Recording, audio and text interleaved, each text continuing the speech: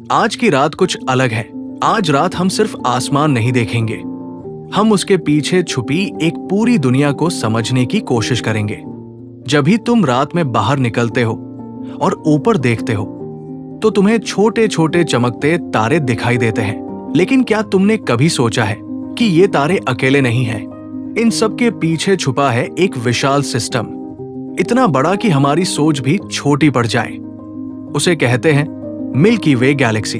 आज की इस लंबी और रोमांचक कहानी में हम एक सफर पर निकलेंगे, एक ऐसा सफर जो हमें हमारी पृथ्वी से उठाकर हमारे सोलर सिस्टम से बाहर ले जाएगा और धीरे धीरे हमें हमारी पूरी गैलेक्सी के दिल तक पहुंचाएगा। अध्याय 1, हमारी छोटी सी दुनिया। कहानी शुरू होती है हमारी पृथ्वी से, एक छोटा सा नीला ग्रह जहां हम रहते हैं। ये पृथ्वी एक मध्यम आकार के तारे सूरज के चारों ओर घूमती है और सूरज के साथ मिलकर बनता है हमारा सोलर सिस्टम। लेकिन सच्चाई यह है कि हमारा सोलर सिस्टम इस ब्रह्मांड में कुछ भी नहीं है। ये तो सिर्फ एक छोटा सा हिस्सा है एक बहुत ही विशाल चीज का, मिल्की वे। अध्याय 2, सोलर सिस्टम से बाहर।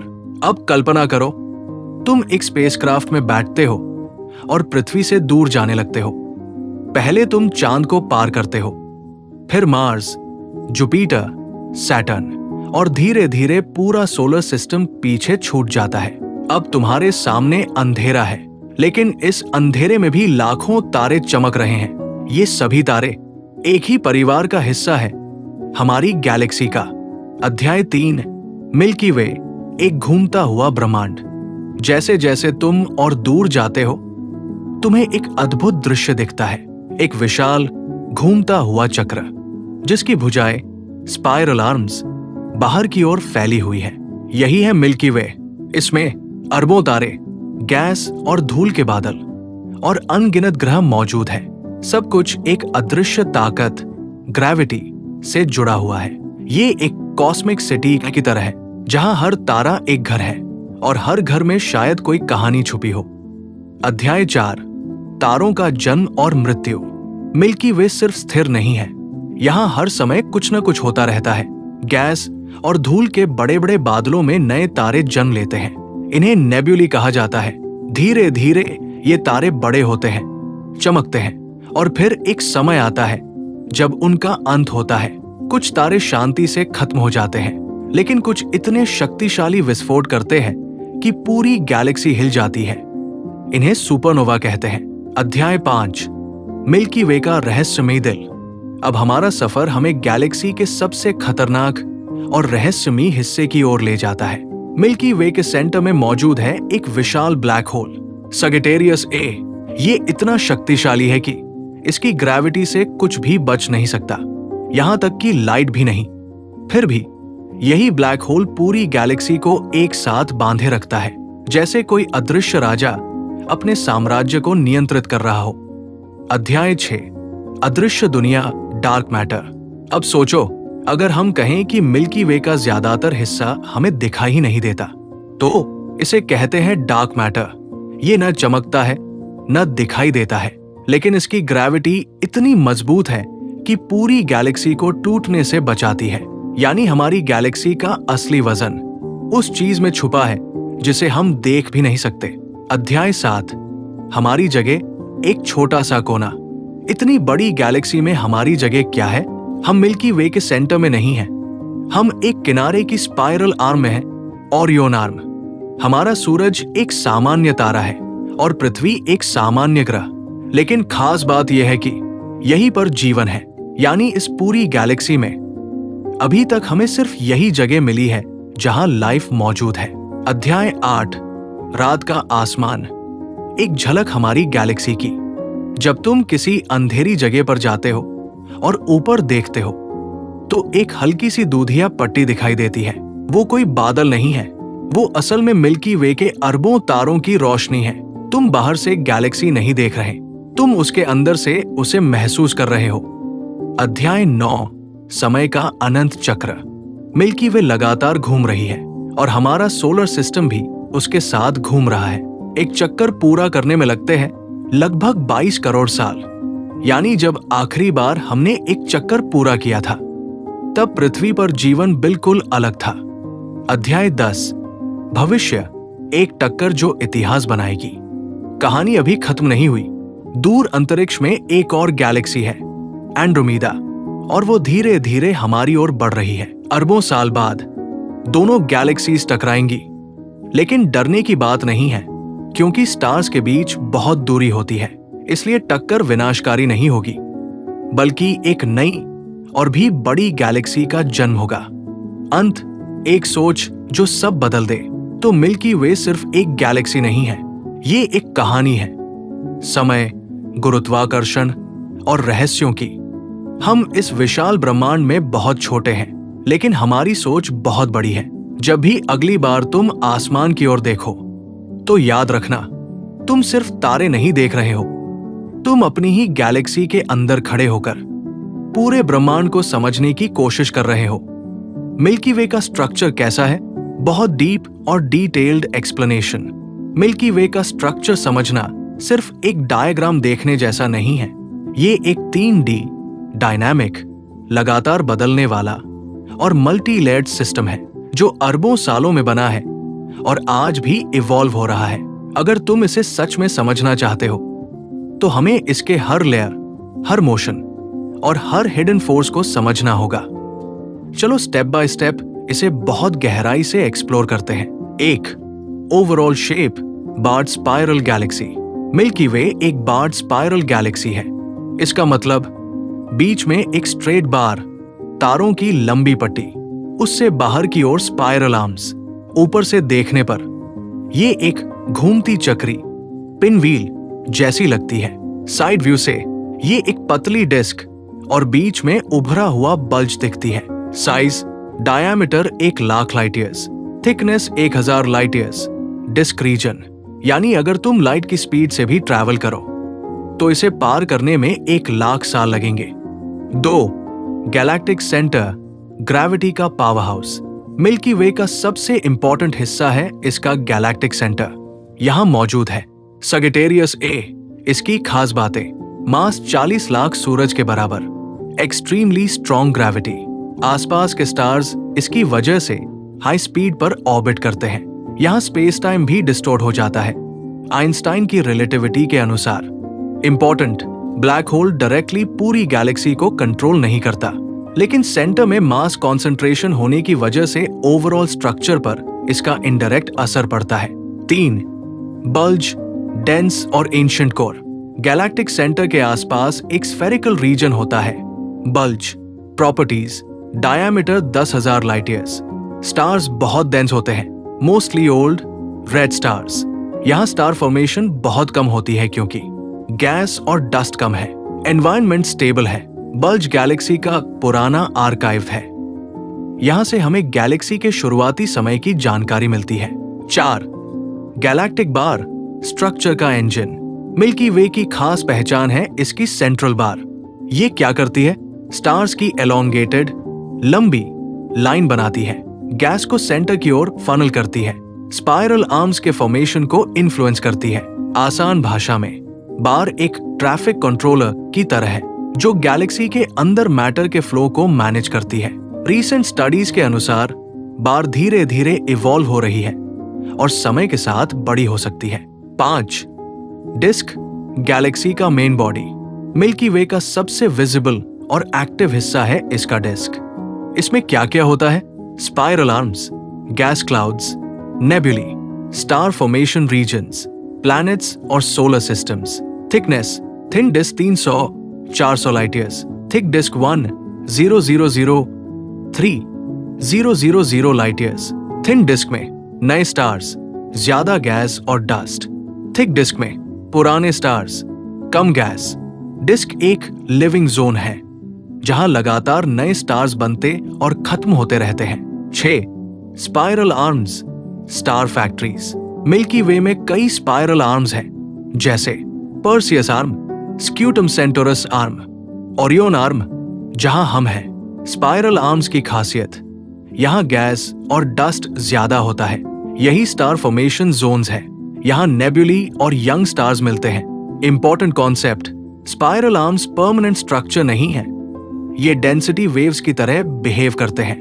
मतलब स्टार्स आर्म्स में रहते नहीं, बल्कि उनके थ्रू मूव करते हैं। 7. हमारा स्थान ओरियन आर्म। हमारा सोलर सिस्टम मिल्की वे के सेंटर में नहीं है, हम ओरियन आर्म में हैं, सेंटर से 27,000 लाइट ईयर्स दूर, एक रिलेटिवली काम रीजन में। ये लोकेशन लाइफ के लिए परफेक्ट है क्योंकि बहुत ज्यादा रेडिएशन नहीं, बहुत ज्यादा ग्रेविटेशनल डिस्टर्बेंस नहीं। 8.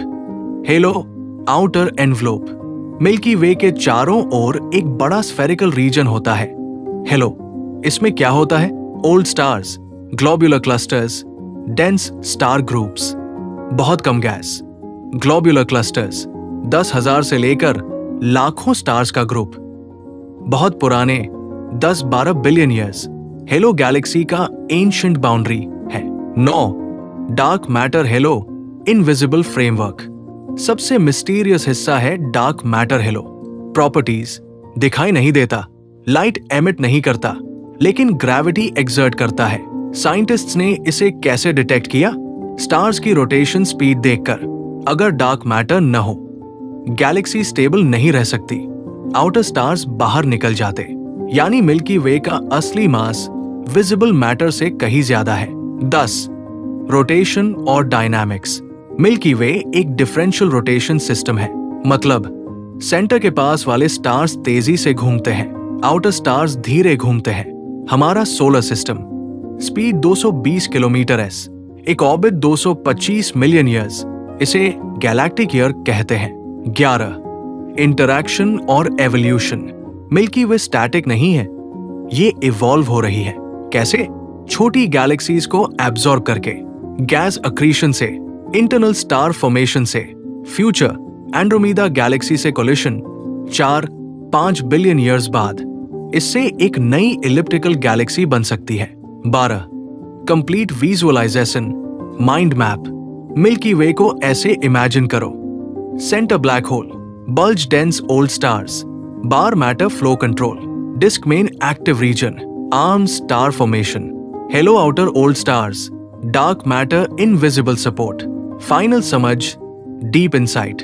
मिल्की वे का स्ट्रक्चर सिर्फ एक शेप नहीं है, ये एक complex self organising cosmic system है जहां ग्रेविटी हर चीज को जोड़ती है, टाइम इसे बदलता रहता है, और विजिबल प्लस इनविजिबल मैटर मिलकर इसे स्टेबल रखते हैं। हम इस पूरे सिस्टम का सिर्फ एक टाइनी हिस्सा है, लेकिन हम इसे समझने की कोशिश कर रहे हैं। यही हमें खास बनाता है। मिल्की वे का साइज और शेप बहुत डीप और विस्तृत समझ। मिल्की वे का साइज और शेप समझना आसान नहीं है, क्योंकि हम इसे बाहर से नहीं देख सकते, हम खुद इसके अंदर रहते हैं। फिर भी वैज्ञानिकों ने सालों की रिसर्च, टेलीस्कोप्स और डेटा एनालिसिस से इसकी एग्जैक्ट स्ट्रक्चर, साइज और जियोमेट्री का काफी एक्यूरेट अंदाजा लगाया है। आओ इसे बहुत गहराई से समझते हैं। 1. मिल्की वे का overall shape, barred spiral galaxy. Milky Way एक बार्ड स्पाइरल गैलेक्सी है। इसका मतलब बीच में एक सेंट्रल बार, सीधी पट्टी, उसके चारों ओर घूमती हुई स्पाइरल आर्म्स। ऊपर से टॉप व्यू, अगर तुम मिल्की वे को ऊपर से देख पाओ तो ये एक घूमती हुई चक्री, पिन व्हील जैसी लगेगी। सेंटर से आर्म्स बाहर की ओर घूमती हुई निकलती है। हर आर्म स्टार्स, गैस और डस्ट मौजूद है। साइड से साइड व्यू, ये एक पतली डिस्क जैसी दिखती है। बीच में एक उभरा हुआ हिस्सा, बल्ज होता है। यानी मिल्की वे का शेप 3D में एक flattened disc plus central bulge plus halo का कॉम्बिनेशन है। 2. मिल्की वे का साइज कितना विशाल है?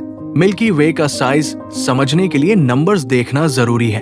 डायमीटर, व्यास 1,00,000 लाइट ईयर्स, यानी लाइट को एक किनारे से दूसरे किनारे तक जाने में 1,00,000 साल लगेंगे। थिकनेस, मोटाई, disc region 1,000 light years, bulge region 10,000, 15,000 light years.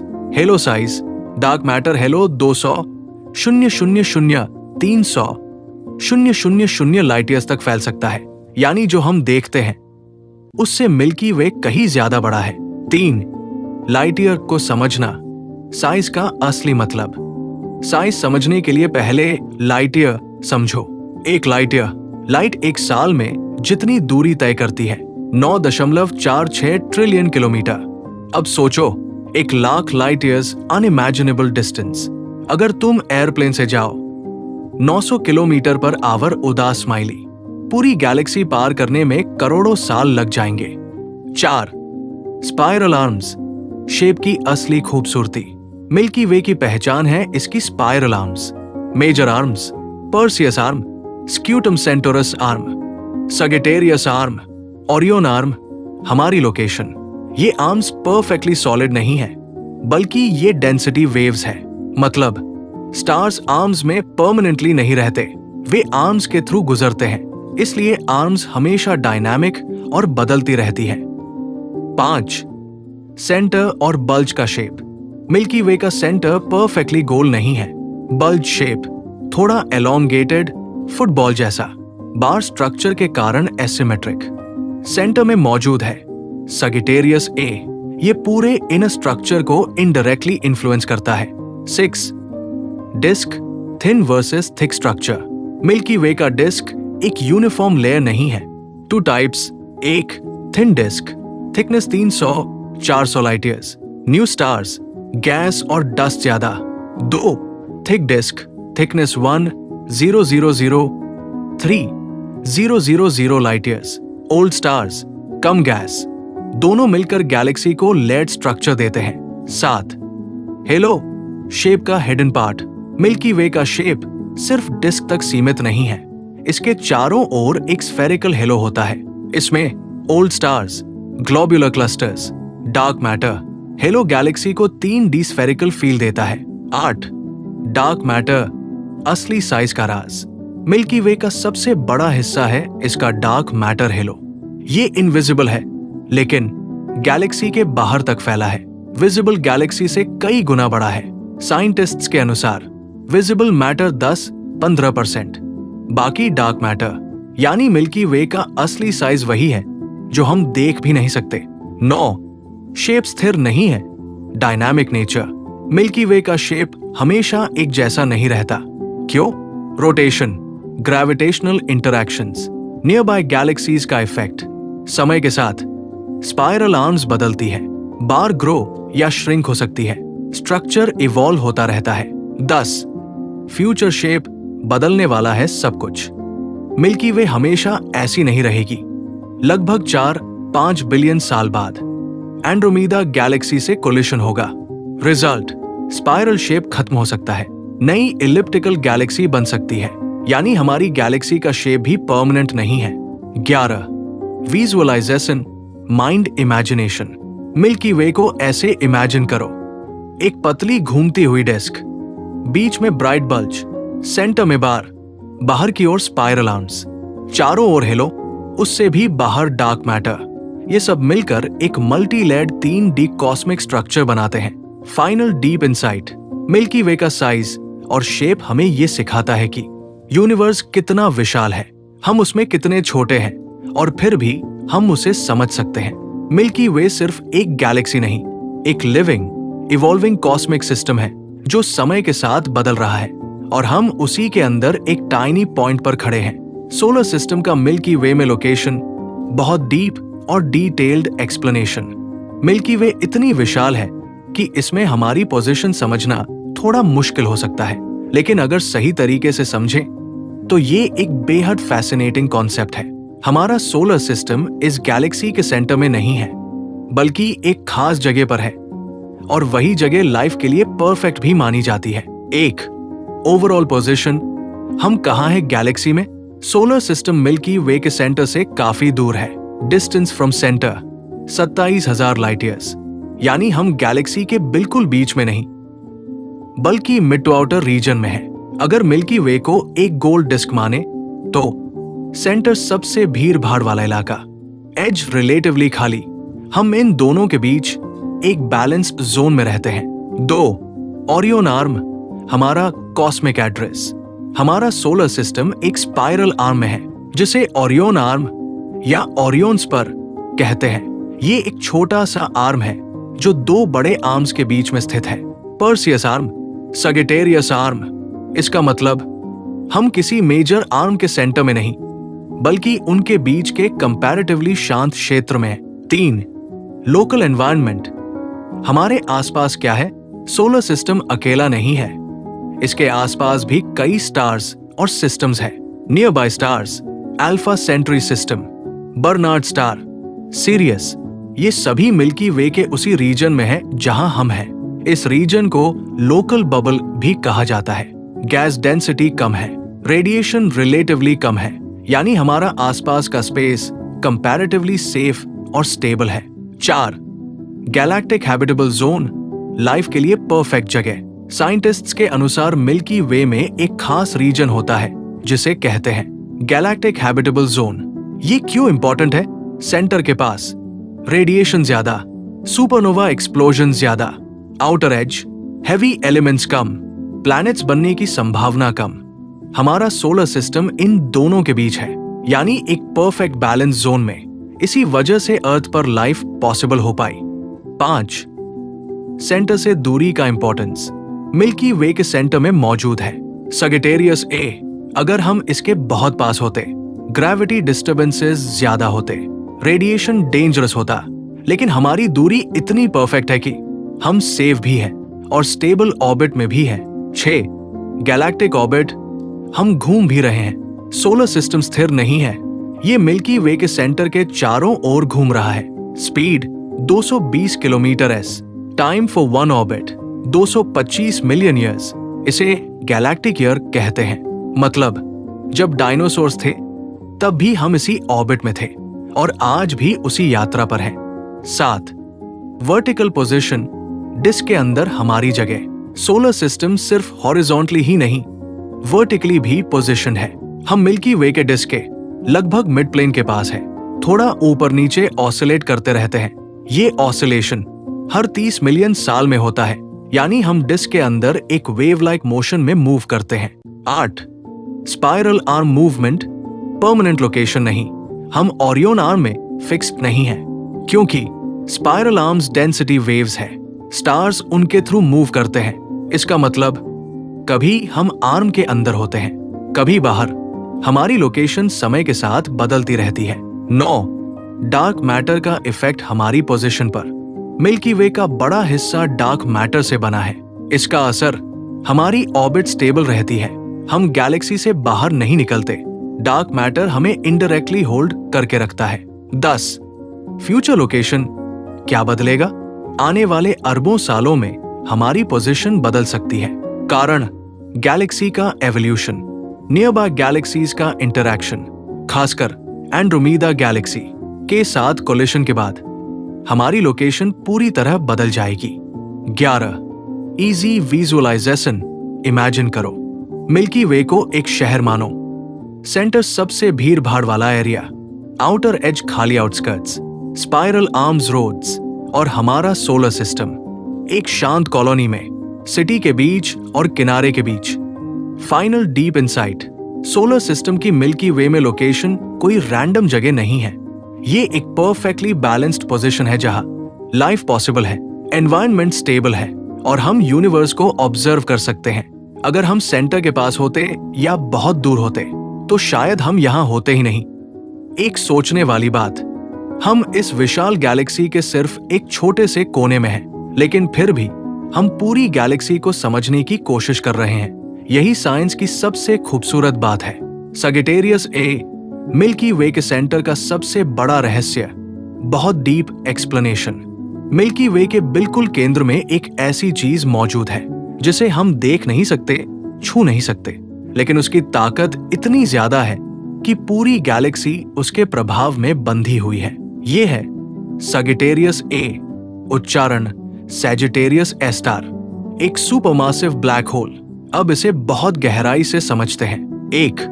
सगिटेरियस ए क्या है?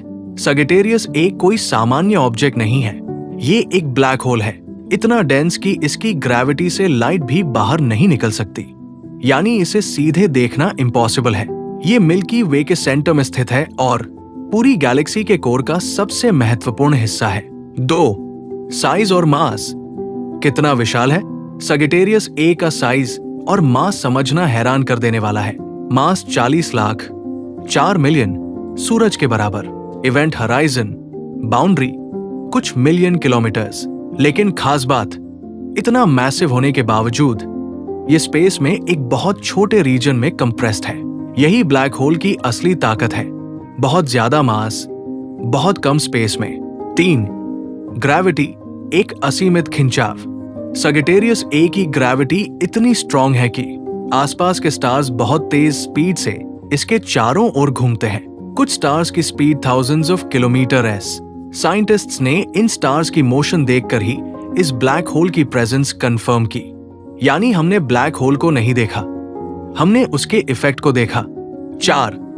Event horizon no return zone. हर ब्लैक होल के आसपास एक बाउंड्री होती है, इवेंट हराइजन। इसके अंदर कुछ भी जाए वापस नहीं आ सकता, लाइट भी नहीं, इसलिए ब्लैक होल ब्लैक दिखता है। सगिटेरियस ए का इवेंट हराइजन वो पॉइंट है जहां फिजिक्स के नॉर्मल रूल्स काम करना बंद कर देते हैं। 6. हमने इसे कैसे खोजा? डिस्कवरी। सगिटेरियस ए को सीधे देखना पॉसिबल नहीं था। साइंटिस्ट्स ने इनडायरेक्ट तरीके इस्तेमाल किए, स्टार्स की ऑर्बिट ट्रैक की, रेडियो वेव्स ऑब्जर्व की। 2020 में रेनहार्ड जेंजल और एंड्रिया घेज को नोबेल प्राइज मिला।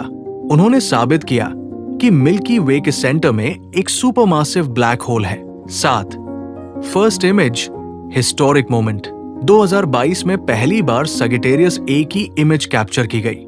ये काम किया event horizon telescope collaboration. Image में एक डार्क शैडो, उसके चारों ओर ग्लोइंग रिंग। ये रिंग अक्रीशन डिस्क की रेडिएशन है। 8. टाइम और स्पेस पर असर। सगिटेरियस ए के पास फिजिक्स अलग बिहेव करती है। आइंस्टाइन की रिलेटिविटी के अनुसार टाइम स्लो हो जाता है, स्पेस बेंड हो जाता है। अगर कोई ऑब्जर्वर इसके पास जाए, उसके लिए टाइम धीरे चलेगा, बाहर के लोगों के लिए तेज। इसे टाइम डायलेशन कहते हैं। 9. क्या ये खतरनाक है हमारे लिए? ये सवाल बहुत कॉमन है। क्या सगिटेरियस ए हमें निगल सकता है? जवाब, नहीं। ये हमसे 27,000 लाइट ईयर्स दूर है। हमारी ऑर्बिट स्टेबल है, यानी ये डेंजरस नहीं है जब तक हम इसके पास नहीं जाते। 10. गैलेक्सी में इसका रोल। सगिटेरियस ए सिर्फ एक ब्लैक होल नहीं है, ये गैलेक्सी के स्ट्रक्चर में इंपॉर्टेंट रोल निभाता है। कैसे? सेंटर में मास कॉन्सेंट्रेशन बनाता है, स्टार्स की मोशन को इन्फ्लुएंस करता है, गैलेक्सी के एवोल्यूशन में योगदान देता है। हालांकि ये पूरी गैलेक्सी को डायरेक्टली कंट्रोल नहीं करता, लेकिन इसका इनडायरेक्ट इन्फ्लुएंस बहुत बड़ा है। 11. अगर हम इसके पास जाए तो क्या होगा? अगर कोई स्पेसशिप सगिटेरियस ए के पास जाए, पहले स्ट्रॉन्ग रेडिएशन, एक्सट्रीम ग्रेविटी, फिर स्पगेटिफिकेशन, बॉडी स्ट्रेच होना, अंत में event horizon cross no return. ये एक वन वे जर्नी होगी। 12. फ्यूचर, क्या ये और बड़ा होगा? हाँ, सगिटेरियस ए समय के साथ ग्रो कर सकता है। कैसे?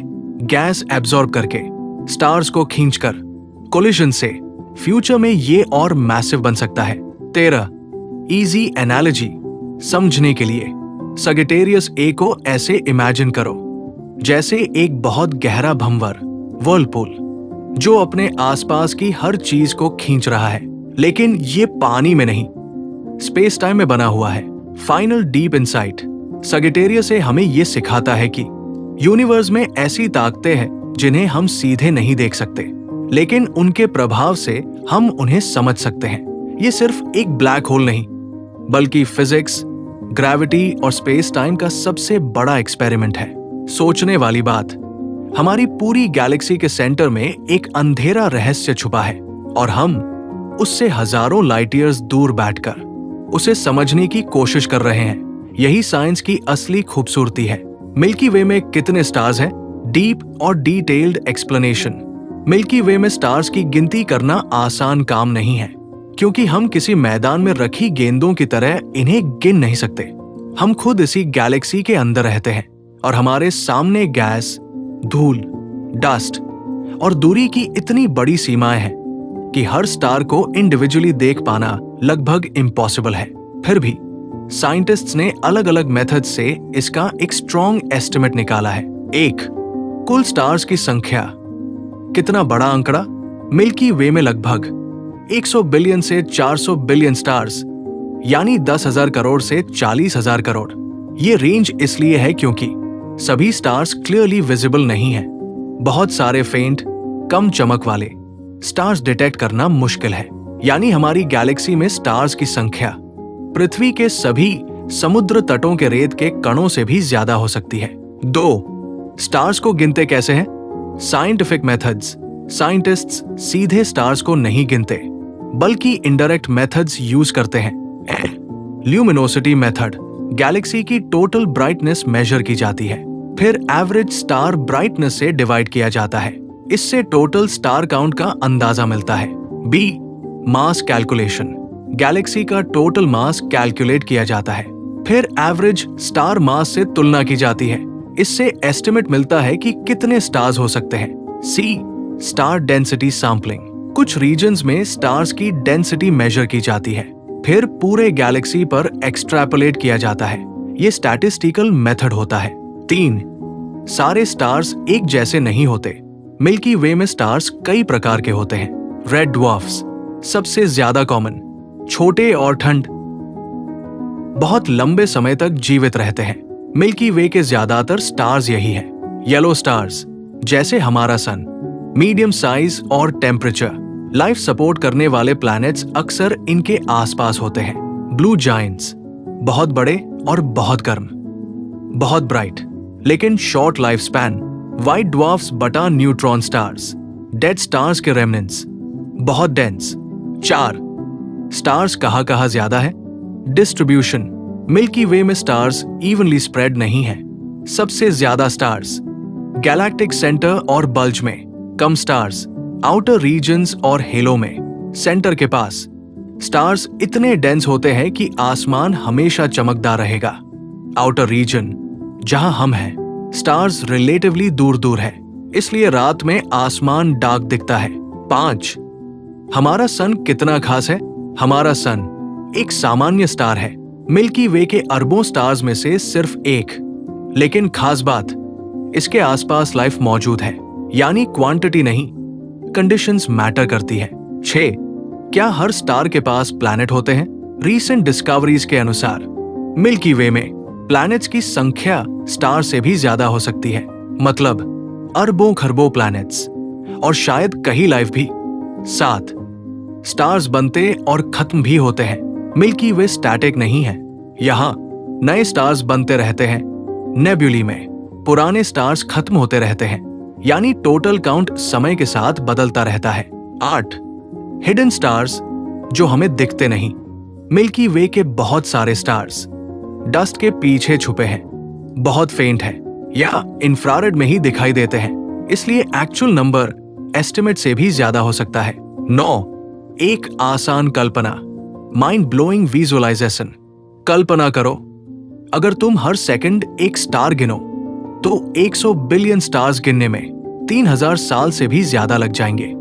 10. Final deep insight, milky Way में स्टार्स की संख्या हमें ये सिखाती है कि यूनिवर्स कितना विशाल है, हम उसमें कितने छोटे हैं, लेकिन साथ ही हर स्टार एक नई पॉसिबिलिटी है, हर सिस्टम एक नई दुनिया हो सकती है। सोचने वाली बात, हमारी गैलेक्सी में अरबों स्टार्स हैं और हर एक के आसपास शायद एक कहानी छुपी हो, और हम उन्हीं अरबों में से एक छोटे से स्टार के आसपास अपनी कहानी जी रहे हैं। स्पाइरल आर्म्स क्या होते हैं? बहुत डीप और डिटेल्ड एक्सप्लेनेशन। जब हम मिल्की वे को इमेजिन करते हैं तो सबसे खूबसूरत चीज जो सामने आती है वो है उसकी स्पाइरल आर्म्स, घुमावदार भुजाएं जो सेंटर से बाहर की ओर फैली होती है। लेकिन स्पाइरल आर्म्स सिर्फ सुंदर पैटर्न नहीं है, ये गैलेक्सी की सबसे एक्टिव, डायनामिक और इंपॉर्टेंट रीजन्स हैं। आओ इन्हें बहुत गहराई से समझते हैं। 1. स्पाइरल आर्म्स की बेसिक समझ। स्पाइरल आर्म्स गैलेक्सी की वे कर्व्ड, मुड़ी हुई स्ट्रक्चर्स है जो सेंटर, कोर से निकलकर बाहर की ओर फैलती है। एक स्पाइरल घुमावदार शेप बनाती है, डिस्क के अंदर मौजूद होती है। ऊपर से देखने पर ये आर्म्स एक घूमती हुई चक्री जैसी दिखती है, साइड व्यू से ये डिस्क के अंदर ही फैली होती है। 2. क्या स्पाइरल आर्म्स सॉलिड होते हैं? सबसे बड़ा कंफ्यूजन, सबसे इंपॉर्टेंट बात, स्पाइरल आर्म्स कोई सॉलिड स्ट्रक्चर नहीं है, मतलब ये परमानेंट बाहें नहीं है। स्टार्स इनमें फिक्स्ड नहीं रहते। असल में ये क्या है? ये है density waves. 3. Density wave theory, असली सच। स्पाइरल आर्म्स को समझने के लिए एक एग्जाम्पल लो। जैसे सड़क पर ट्रैफिक जैम होता है, कार्स, स्टार्स लगातार मूव करती रहती है, लेकिन कुछ जगह डेंसिटी ज्यादा हो जाती है, जैम। स्पाइरल आर्म्स भी ऐसे ही है। स्टार्स मूव करते रहते हैं, लेकिन कुछ रीजन्स में डेंसिटी ज्यादा होती है। यही high density region spiral arm. 4. Spiral arms में क्या खास होता है? स्पाइरल आर्म्स गैलेक्सी के सबसे जिंदा हिस्से हैं। यहां मिलता है gas clouds, dust, nebulae, young bright stars. सबसे इंपॉर्टेंट, यहीं पर नए स्टार्स बनते हैं। इसलिए स्पाइरल आर्म्स को स्टार फैक्ट्रीज भी कहा जाता है। 5. स्टार फॉर्मेशन प्रोसेस आर्म्स के अंदर। स्पाइरल आर्म्स में स्टार फॉर्मेशन ऐसे होती है। गैस और डस्ट डेंसिटी वेव में कॉम्प्रेस होते हैं, ग्रेविटी उन्हें कोलैप्स कर देती है, एक नया स्टार बनता है। यही कारण है कि स्पाइरल आर्म्स ब्राइट दिखती है, क्योंकि इनमें यंग हॉट स्टार्स होते हैं। 6. मिल्की वे की स्पाइरल आर्म्स कौन कौन सी हैं? मिल्की वे में कई स्पाइरल आर्म्स हैं। Major arms, Perseus arm, Scutum Centaurus arm, Sagittarius arm, minor arm, Orion arm, जहां हमारा सोलर सिस्टम है। हम एक छोटी सी आर्म में रहते हैं, न कि मेन आर्म में साथ। हमारा सोलर सिस्टम कहाँ है आर्म्स में? हमारा सोलर सिस्टम ओरियन आर्म में है, 2 बड़ी आर्म्स के बीच। ये रीजन रिलेटिवली काम है। अगर हम मेन आर्म में होते, ज्यादा रेडिएशन, ज्यादा सुपरनोवा एक्सप्लोजन्स, लाइफ के लिए कंडीशंस कठिन हो सकती थी। 8. स्पाइरल आर्म्स स्थिर नहीं होती, डायनामिक नेचर। स्पाइरल आर्म्स हमेशा एक जैसी नहीं रहती। कारण, Galaxy rotation, gravity interactions, internal dynamics. समय के साथ आर्म्स शेप बदलती है, कुछ फेड हो सकती है, नई आर्म्स बन सकती है। 9. रोटेशन और स्पाइरल शेप का रिलेशन। मिल्की वे में रोटेशन यूनिफॉर्म नहीं है। Inner region fast, outer region slow. अगर आर्म्स सॉलिड होती, वे ट्विस्ट होकर टूट जाती, लेकिन डेंसिटी वेव होने के कारण स्पाइरल पैटर्न स्टेबल रहता है। 10. स्पाइरल आर्म्स क्यों दिखती है? स्पाइरल आर्म्स हमें इसलिए दिखती है क्योंकि यहाँ यंग स्टार्स ज्यादा होते हैं। ये स्टार्स बहुत ब्राइट होते हैं, नेबुली लाइट एमिट करते हैं, इसलिए आर्म्स बाकी डिस्क से ज्यादा चमकदार दिखती है। 11. स्पाइरल आर्म्स और सुपरनोवे। स्पाइरल आर्म्स में मैसिव स्टार्स बनते हैं जो जल्दी एक्सप्लोड होते हैं। ये एक्सप्लोजन्स सुपरनोवा। इसका असर नए एलिमेंट्स बनते हैं, फ्यूचर स्टार्स और प्लैनेट्स बनते हैं। 12. डार्क मैटर का indirect role. Dark matter spiral arms को डायरेक्टली नहीं बनाता, लेकिन ये गैलेक्सी की ग्रेविटी को स्टेबलाइज करता है, जिससे डेंसिटी वेव्स मेंटेन रहती है, स्पाइरल पैटर्न बना रहता है। 13. इजी एनालॉजी समझने के लिए। स्पाइरल आर्म्स को ऐसे इमेजिन करो जैसे एक घूमती हुई डांस फ्लोर हो, जहां कुछ जगह क्राउड ज्यादा हो। लोग, स्टार्स मूव करते रहते हैं, क्राउड पैटर्न आर्म्स बना रहता है। 14. Final deep insight. Spiral arms सिर्फ गैलेक्सी की शेप नहीं है, ये उसकी लाइफ लाइन है। यही स्टार्स जन्म लेते हैं, यही नए सिस्टम्स बनते हैं, और यही गैलेक्सी इवॉल्व होती है। सोचने वाली बात, हम जिस ओरियन आर्म में रहते हैं वो भी एक स्पाइरल आर्म का हिस्सा है, यानी हम खुद एक स्टार फैक्ट्री के अंदर रह रहे हैं और हमें इसका एहसास भी नहीं होता। मिल्की वे का निर्माण कैसे हुआ?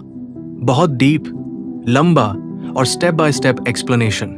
मिल्की वे का फॉर्मेशन एक दिन या एक घटना में नहीं हुआ।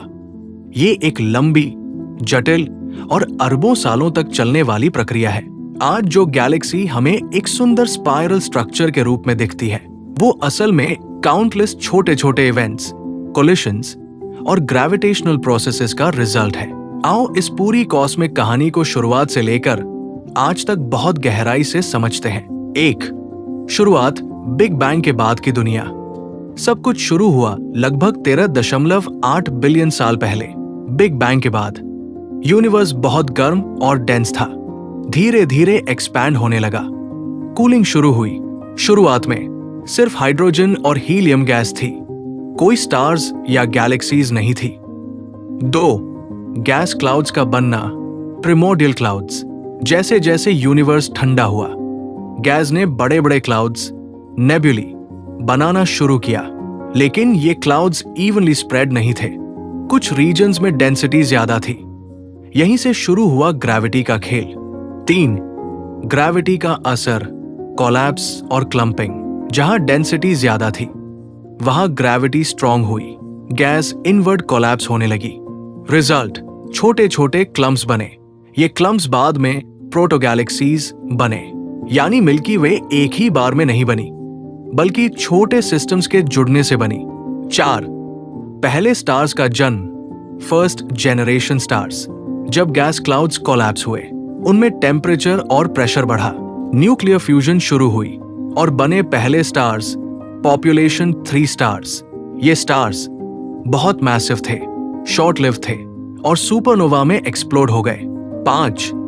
सुपरनोवा और हेवी एलिमेंट्स का बनना। पहले स्टार्स के एक्सप्लोड होने से बने heavy elements, carbon, oxygen, iron. यही एलिमेंट्स आगे चलकर नए स्टार्स, प्लैनेट्स और इवेंचुअली लाइफ के लिए जरूरी बने। यानी हम लिटरली स्टार डस्ट से बने हैं। 6. प्रोटोगैलेक्सीज का मर्ज होना। अब शुरू हुआ गैलेक्सी फॉर्मेशन का सबसे इंपॉर्टेंट फेज।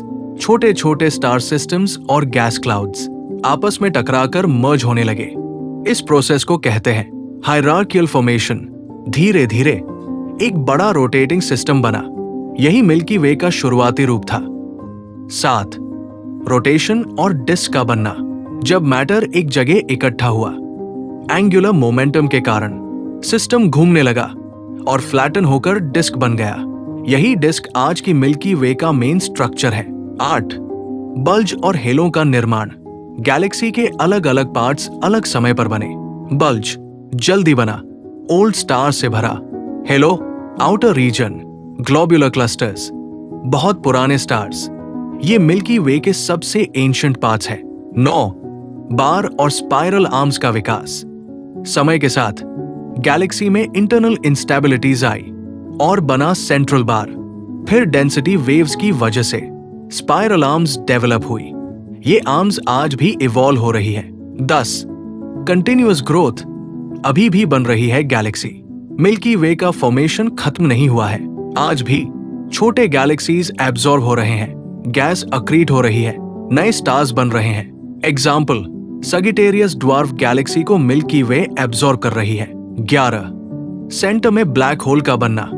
मिल्की वे के सेंटर में बना सगिटेरियस ए। ये कैसे बना? मैसिव स्टार्स कोलैप्स होकर या गैस अक्रीशन से ग्रो होकर आज ये गैलेक्सी के कोर में मौजूद है। 12. डार्क मैटर का रोल। मिल्की वे का फॉर्मेशन सिर्फ विजिबल मैटर से नहीं हुआ। डार्क मैटर ने ग्रेविटेशनल फ्रेमवर्क दिया, मैटर को अट्रैक्ट किया। बिना डार्क मैटर के गैलेक्सी बनना मुश्किल था। 13. एवोल्यूशन। शेप बदलती रही। मिल्की वे शुरू में स्पाइरल नहीं थी, पहले इरेगुलर थी, फिर धीरे धीरे स्ट्रक्चर्ड बनी। आज भी आर्म्स बदलती है, बार इवॉल्व होती है। 14. Future formation. अभी कहानी बाकी है। मिल्की वे का एवोल्यूशन जारी रहेगा। आने वाले समय में एंड्रोमेडा गैलेक्सी से कोलिशन, इससे नई गैलेक्सी बनेगी। स्ट्रक्चर पूरी तरह बदल जाएगा। 15. Easy visualisation. पूरी कहानी एक नजर में। कल्पना करो, big bang gas, gas clouds, cloud stars, stars clusters, clusters protogalaxies, merging Milky Way, evolution आज की spiral galaxy, final deep insight. Milky वे का फॉर्मेशन हमें ये सिखाता है कि यूनिवर्स में सब कुछ धीरे धीरे बनता है। छोटे चेंजेस मिलकर बड़े स्ट्रक्चर्स बनाते हैं। हमारी गैलेक्सी कोई स्टैटिक ऑब्जेक्ट नहीं, बल्कि एक ऑनगोइंग प्रोसेस है। सोचने वाली बात, जिस गैलेक्सी में हम रहते हैं वो खुद अरबों सालों की कहानी है और हम उस कहानी का एक छोटा सा हिस्सा है। डार्क मैटर का रोल मिल्की वे में बहुत डीप और लंबा एक्सप्लेनेशन। मिल्की वे को अगर हम सिर्फ उन चीजों से समझने की कोशिश करें जो हमें दिखाई देती है, जैसे स्टार्स, गैस, डस्ट, तो पिक्चर अधूरी रह जाती है। असल में हमारी गैलेक्सी का सबसे बड़ा हिस्सा दिखाई नहीं देता और उसी को कहते हैं डार्क मैटर। ये मिल्की वे का हिडन बैकबोन है जो पूरी गैलेक्सी को स्ट्रक्चर और स्टेबिलिटी देता है। आओ इसे बहुत गहराई से समझते हैं। 1. डार्क मैटर क्या है? Basic idea. डार्क मैटर एक ऐसा मैटर है जो लाइट एमिट नहीं करता, रिफ्लेक्ट नहीं करता, एब्जॉर्ब भी नहीं करता, इसलिए हम इसे डायरेक्टली देख नहीं सकते। लेकिन इसका मास है और ये ग्रेविटी क्रिएट करता है, यानी ये इनविजिबल होते हुए भी रियल है। 2. मिल्की वे में डार्क मैटर कितना है? साइंटिस्ट्स के अनुसार मिल्की वे का सिर्फ 10-15% हिस्सा विजिबल मैटर है, बाकी 85-90% डार्क मैटर है। मतलब हमारी पूरी गैलेक्सी का ज्यादातर हिस्सा हमें दिखता ही नहीं। 3.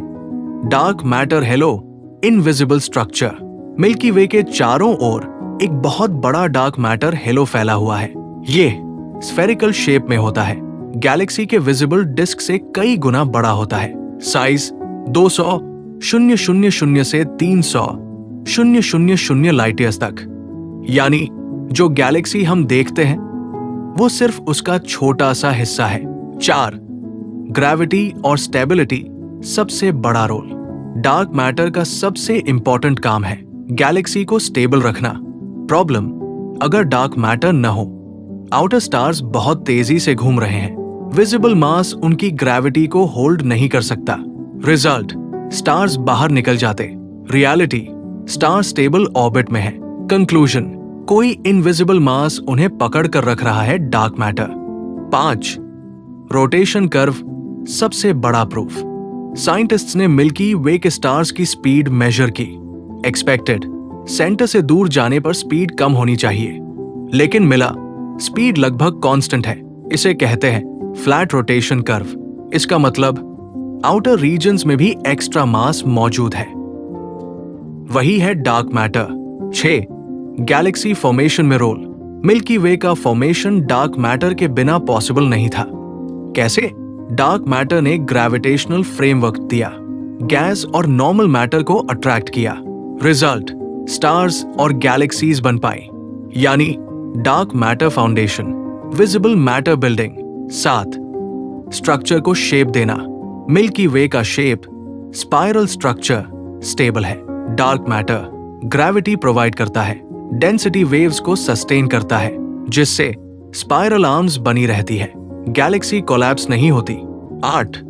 सेंटर और ब्लैक होल पर इनडायरेक्ट असर।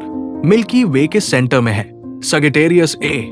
Dark matter directly black hole को कंट्रोल नहीं करता, लेकिन ओवरऑल मास डिस्ट्रीब्यूशन को अफेक्ट करता है, गैलेक्सी डायनामिक्स को इन्फ्लुएंस करता है। 9. ग्रेविटेशनल लेंसिंग इनविजिबल को देखना। डार्क मैटर को देखने का एक तरीका है ग्रेविटेशनल लेंसिंग। लाइट जब मैसिव ऑब्जेक्ट के पास से गुजरती है तो बेंड हो जाती है। साइंटिस्ट्स ने देखा विजिबल मैटर से ज्यादा बेंडिंग हो रही है। इसका मतलब इनविजिबल मास मौजूद है। 10. डार्क मैटर क्या हो सकता है? मिस्ट्री। आज भी डार्क मैटर पूरी तरह समझा नहीं गया। Possible candidates: WIMPs, weakly interacting massive particles, axions, unknown particles. अभी तक डायरेक्ट डिटेक्शन नहीं हुआ। 11. अगर डार्क मैटर न होता तो? कल्पना करो, बिना डार्क मैटर गैलेक्सी स्टेबल नहीं रहती, स्टार्स अलग अलग दिशाओं में बिखर जाते, स्पाइरल स्ट्रक्चर खत्म हो जाती, यानी मिल्की वे जैसी गैलेक्सी एग्जिस्ट ही नहीं करती। 12. फ्यूचर में रोल। डार्क मैटर फ्यूचर में भी गैलेक्सी को शेप देगा। जब मिल्की वे कोलाइड करेगी एंड्रोमेडा गैलेक्सी के साथ, तब डार्क मैटर हेलोज इंटरैक्ट करेंगे, नई गैलेक्सी का स्ट्रक्चर तय होगा। 13. इजी एनालॉजी समझने के लिए मिल्की वे को एक बिल्डिंग समझो। Brick stars, cement gas, invisible steel frame dark matter. बिना स्टील फ्रेम बिल्डिंग गिर जाएगी। Final deep insight. Dark matter हमें यह सिखाता है कि यूनिवर्स में जो दिखता है वो पूरी सच्चाई नहीं है। मिल्की वे का असली स्ट्रक्चर उस चीज पर टिका है जिसे हम देख भी नहीं सकते। सोचने वाली बात, हम जिस गैलेक्सी में रहते हैं उसका ज्यादातर हिस्सा इनविजिबल है, यानी हम एक हिडन यूनिवर्स के अंदर जी रहे हैं और अभी सिर्फ उसकी सतह को ही समझ पाए हैं। मिल्की वे वर्सेस दूसरी गैलेक्सीज। एक बहुत डीप और डिटेल्ड कंपैरिजन। मिल्की वे को समझने का सबसे अच्छा तरीका है उसे बाकी गैलेक्सीज से कंपेयर करना, क्योंकि जब हम इसे अकेले देखते हैं तो हमें नहीं पता चलता कि ये एवरेज है, खास है या अलग। यूनिवर्स में अरबों गैलेक्सीज हैं और हर गैलेक्सी का अपना साइज, शेप, स्ट्रक्चर, एक्टिविटी और एवोल्यूशन होता है। आओ मिल्की वे की तुलना अलग अलग प्रकार की गैलेक्सीज से बहुत गहराई से करते हैं। 1. गैलेक्सीज के टाइप्स, बेसिक क्लासिफिकेशन। यूनिवर्स में मुख्यतः 3 प्रकार की गैलेक्सीज होती हैं। Spiral galaxies, example milky way, Andromeda galaxy. Shape, spiral arms, active star formation. Elliptical galaxies, shape, गोल या अंडाकार, mostly old stars, star formation बहुत कम। Irregular galaxies, no fixed shape, chaotic structure, example large Magellanic cloud. 2.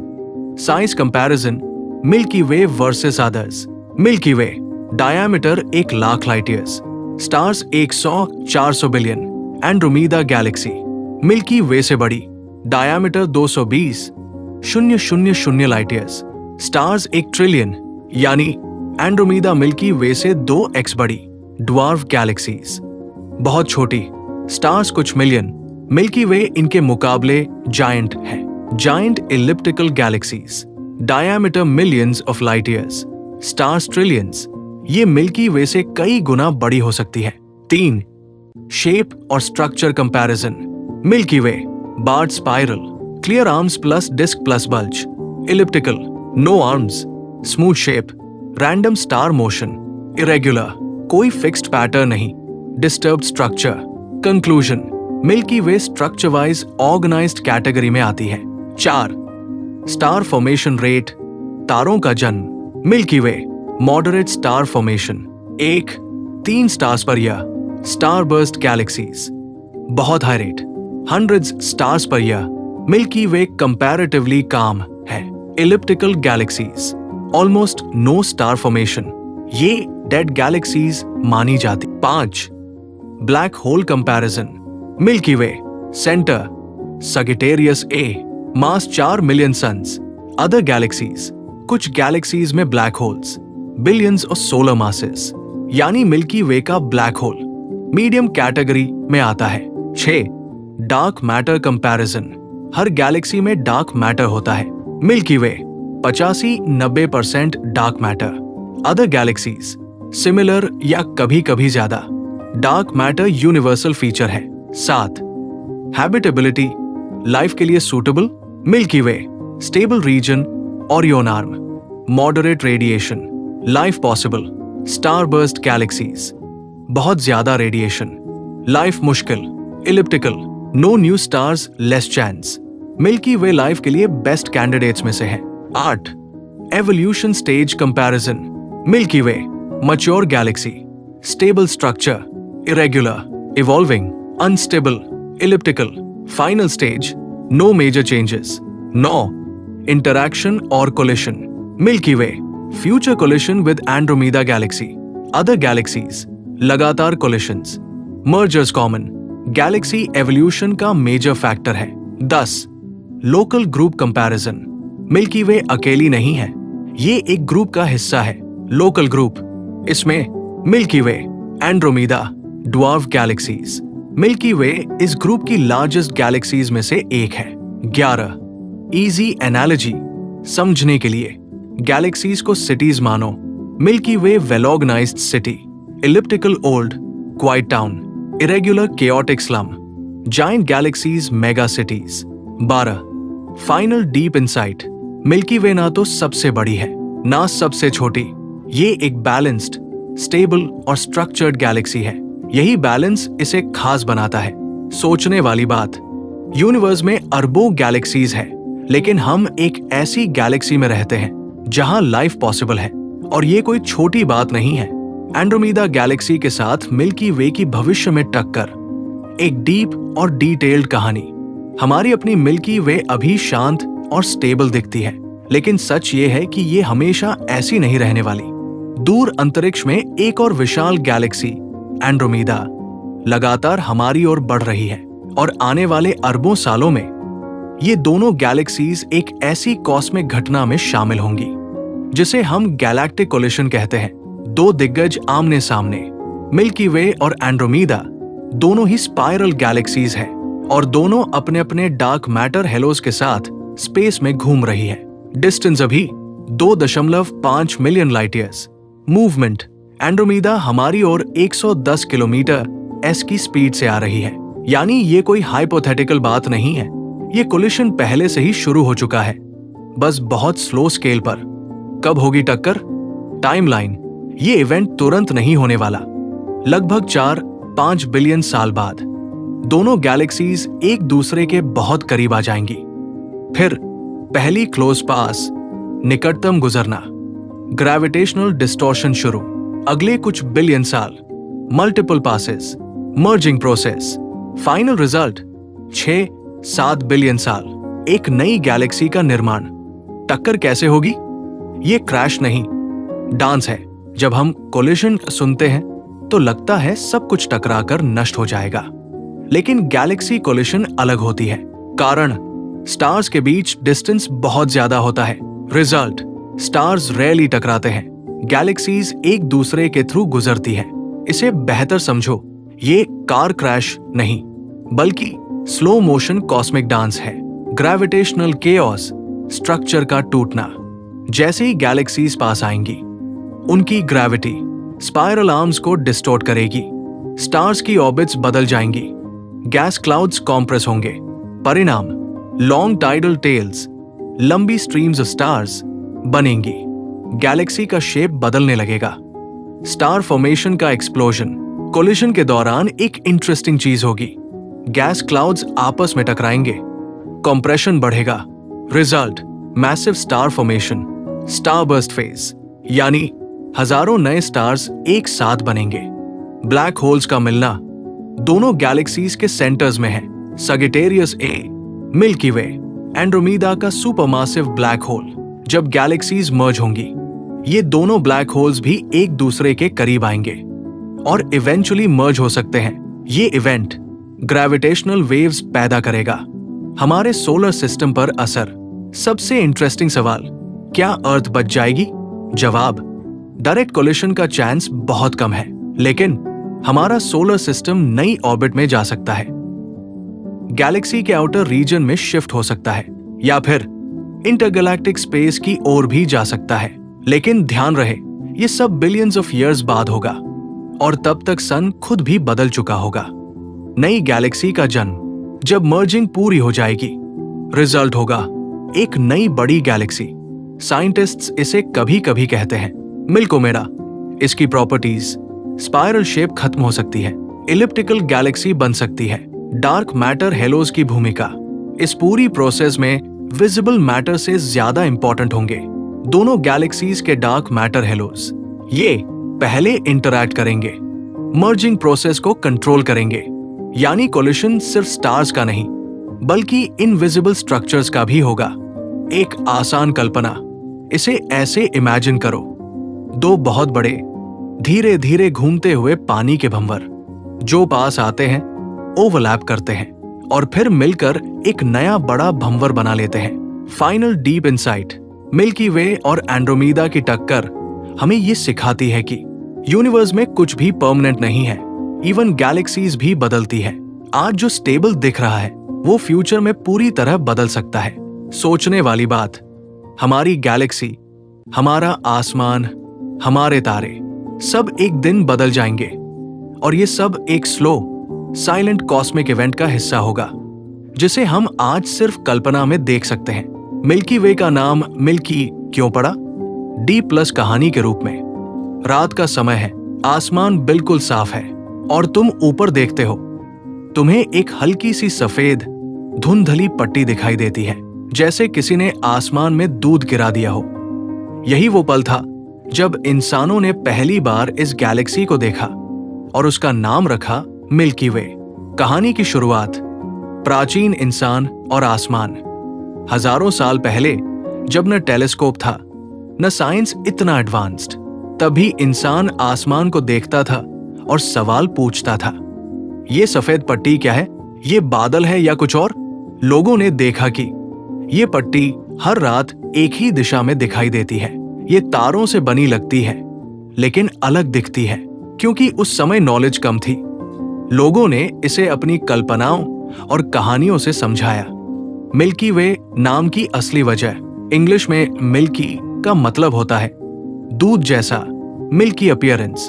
जब लोग इस पट्टी को देखते थे, ये सफेद, धुंधली और फैली हुई लगती थी, बिल्कुल दूध की तरह।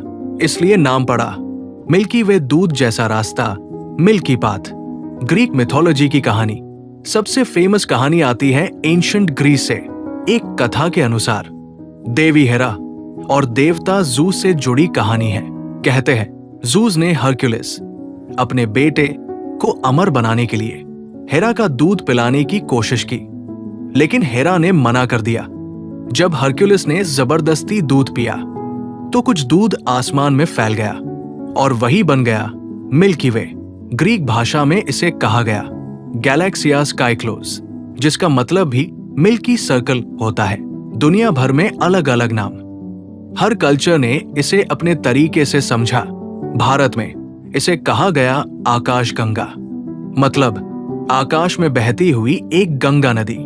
चीन में सिल्वर रिवर, चांदी की नदी। अन्य संस्कृतियों में heavenly path, road of souls, sky river, यानी हर जगह लोगों ने इसे एक फ्लोइंग पाथ या रिवर के रूप में देखा। साइंस ने सच बताया, समय बदला, टेलीस्कोप आए और इंसानों ने जाना कि ये कोई दूध नहीं है, ये कोई नदी नहीं है, बल्कि ये अरबों स्टार्स की लाइट है, जो दूर होने के कारण एक धुंधली पट्टी जैसी दिखती है। हम असल में अपनी गैलेक्सी को अंदर से देख रहे होते हैं। ये मिल्की क्यों दिखती है? साइंटिफिक रीजन, कारण बहुत सारे स्टार्स एक साथ, लाइट ब्लेंड हो जाती है। रिजल्ट, इंडिविजुअल स्टार्स अलग अलग नहीं दिखते, एक स्मूथ मिल्की बैंड दिखती है। डस्ट और लाइट का असर, मिल्की वे का लाइट इफेक्ट और भी खास होता है, क्योंकि बीच में डस्ट क्लाउड होते हैं। ये लाइट को स्कैटर करते हैं, जिससे बैंड और भी सॉफ्ट और मिल्की दिखती है। एक आसान कल्पना करो, हजारों छोटे छोटे बल्ब्स बहुत दूर लगे हों। तुम उन्हें दूर से देखो, तुम्हें अलग अलग लाइट्स नहीं दिखेंगी, बल्कि एक कंटिन्यूअस ग्लो दिखेगा। यही मिल्की वे में होता है। नाम में छुपी सोच, मिल्की वे सिर्फ एक नाम नहीं है, ये इंसानों की इमेजिनेशन और क्यूरियोसिटी का सिंबल है। पहले लोगों ने इसे दूध समझा, फिर साइंस ने इसे गैलेक्सी बताया, लेकिन नाम वही रह गया। फाइनल डीप इनसाइट, कहानी का असली मतलब। मिल्की वे का नाम हमें ये सिखाता है कि इंसान पहले कल्पना करता है, फिर खोज करता है और अंत में सच्चाई समझता है। सोचने वाली बात, जब भी तुम रात में उस मिल्की बैंड को देखते हो, याद रखना वो सिर्फ दूध जैसी पट्टी नहीं है, वो अरबों तारों की रोशनी है, और उसी के अंदर कहीं हमारी छोटी सी पृथ्वी भी है। नाइट स्काई में मिल्की वे कैसी दिखती है? बहुत deep plus story style explanation. रात का समय है, शहर की भीड़ भाड़ से दूर किसी शांत गांव या पहाड़ पर तुम खड़े हो। चारों तरफ अंधेरा है, कोई आर्टिफिशियल लाइट नहीं। तुम धीरे धीरे ऊपर देखते हो। पहले तुम्हें कुछ चमकते तारे दिखते हैं, फिर धीरे धीरे तुम्हारी आंखें अंधेरे की आदी हो जाती है, और अचानक तुम्हें आसमान में एक लंबी, हल्की सफेद सी पट्टी दिखाई देती है, जैसे किसी ने आसमान पर ब्रश से दूध फैला दिया हो। यही है मिल्की वे। एक पहली झलक, मिल्की बैंड। नाइट स्काई में मिल्की वे एक धुंधली, फेंट, सफेद हल्की नीली, वाइटिश, लंबी पट्टी, बैंड की तरह दिखाई देती है। ये पूरे आसमान में एक आर्क, धनुष की तरह फैली होती है। ये कोई एक ऑब्जेक्ट नहीं, बल्कि अरबों स्टार्स की कंबाइंड लाइट है। 2, ये हमें पट्टी जैसी क्यों दिखती है?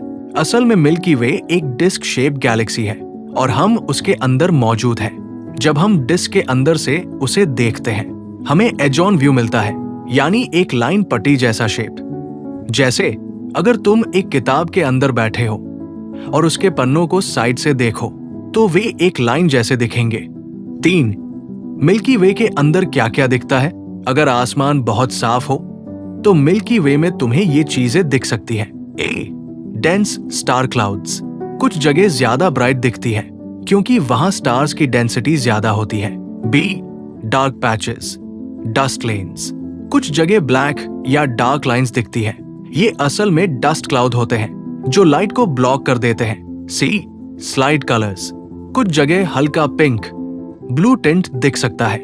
ये नेबुली और गैस क्लाउड्स की वजह से होता है। 4, लोकेशन का बहुत बड़ा रोल। मिल्की वे हर जगह एक जैसी नहीं दिखती। अगर तुम शहर में हो, लाइट पोल्यूशन के कारण कुछ भी नहीं दिखेगा। अगर तुम गांव पहाड़ में हो, पूरी मिल्की वे क्लियरली दिख सकती है। Best places, Ladakh, Spiti valley, desert areas. 5, कब सबसे अच्छी दिखती है? मिल्की वे साल के हर समय एक जैसी नहीं दिखती। नॉर्दर्न हेमिस्फेयर, इंडिया में मार्च अक्टूबर बेस्ट विजिबिलिटी, जून अगस्त सबसे ब्राइट, रात के समय 10 PM से 3 AM के बीच सबसे अच्छा व्यू। 6, आसमान में इसकी दिशा, डायरेक्शन। मिल्की वे रैंडम नहीं दिखती, ये एक फिक्स्ड पाथ फॉलो करती है। हराइजन से उठती है, पूरे स्काई में आग बनाती है, दूसरी तरफ हराइजन में डूब जाती है।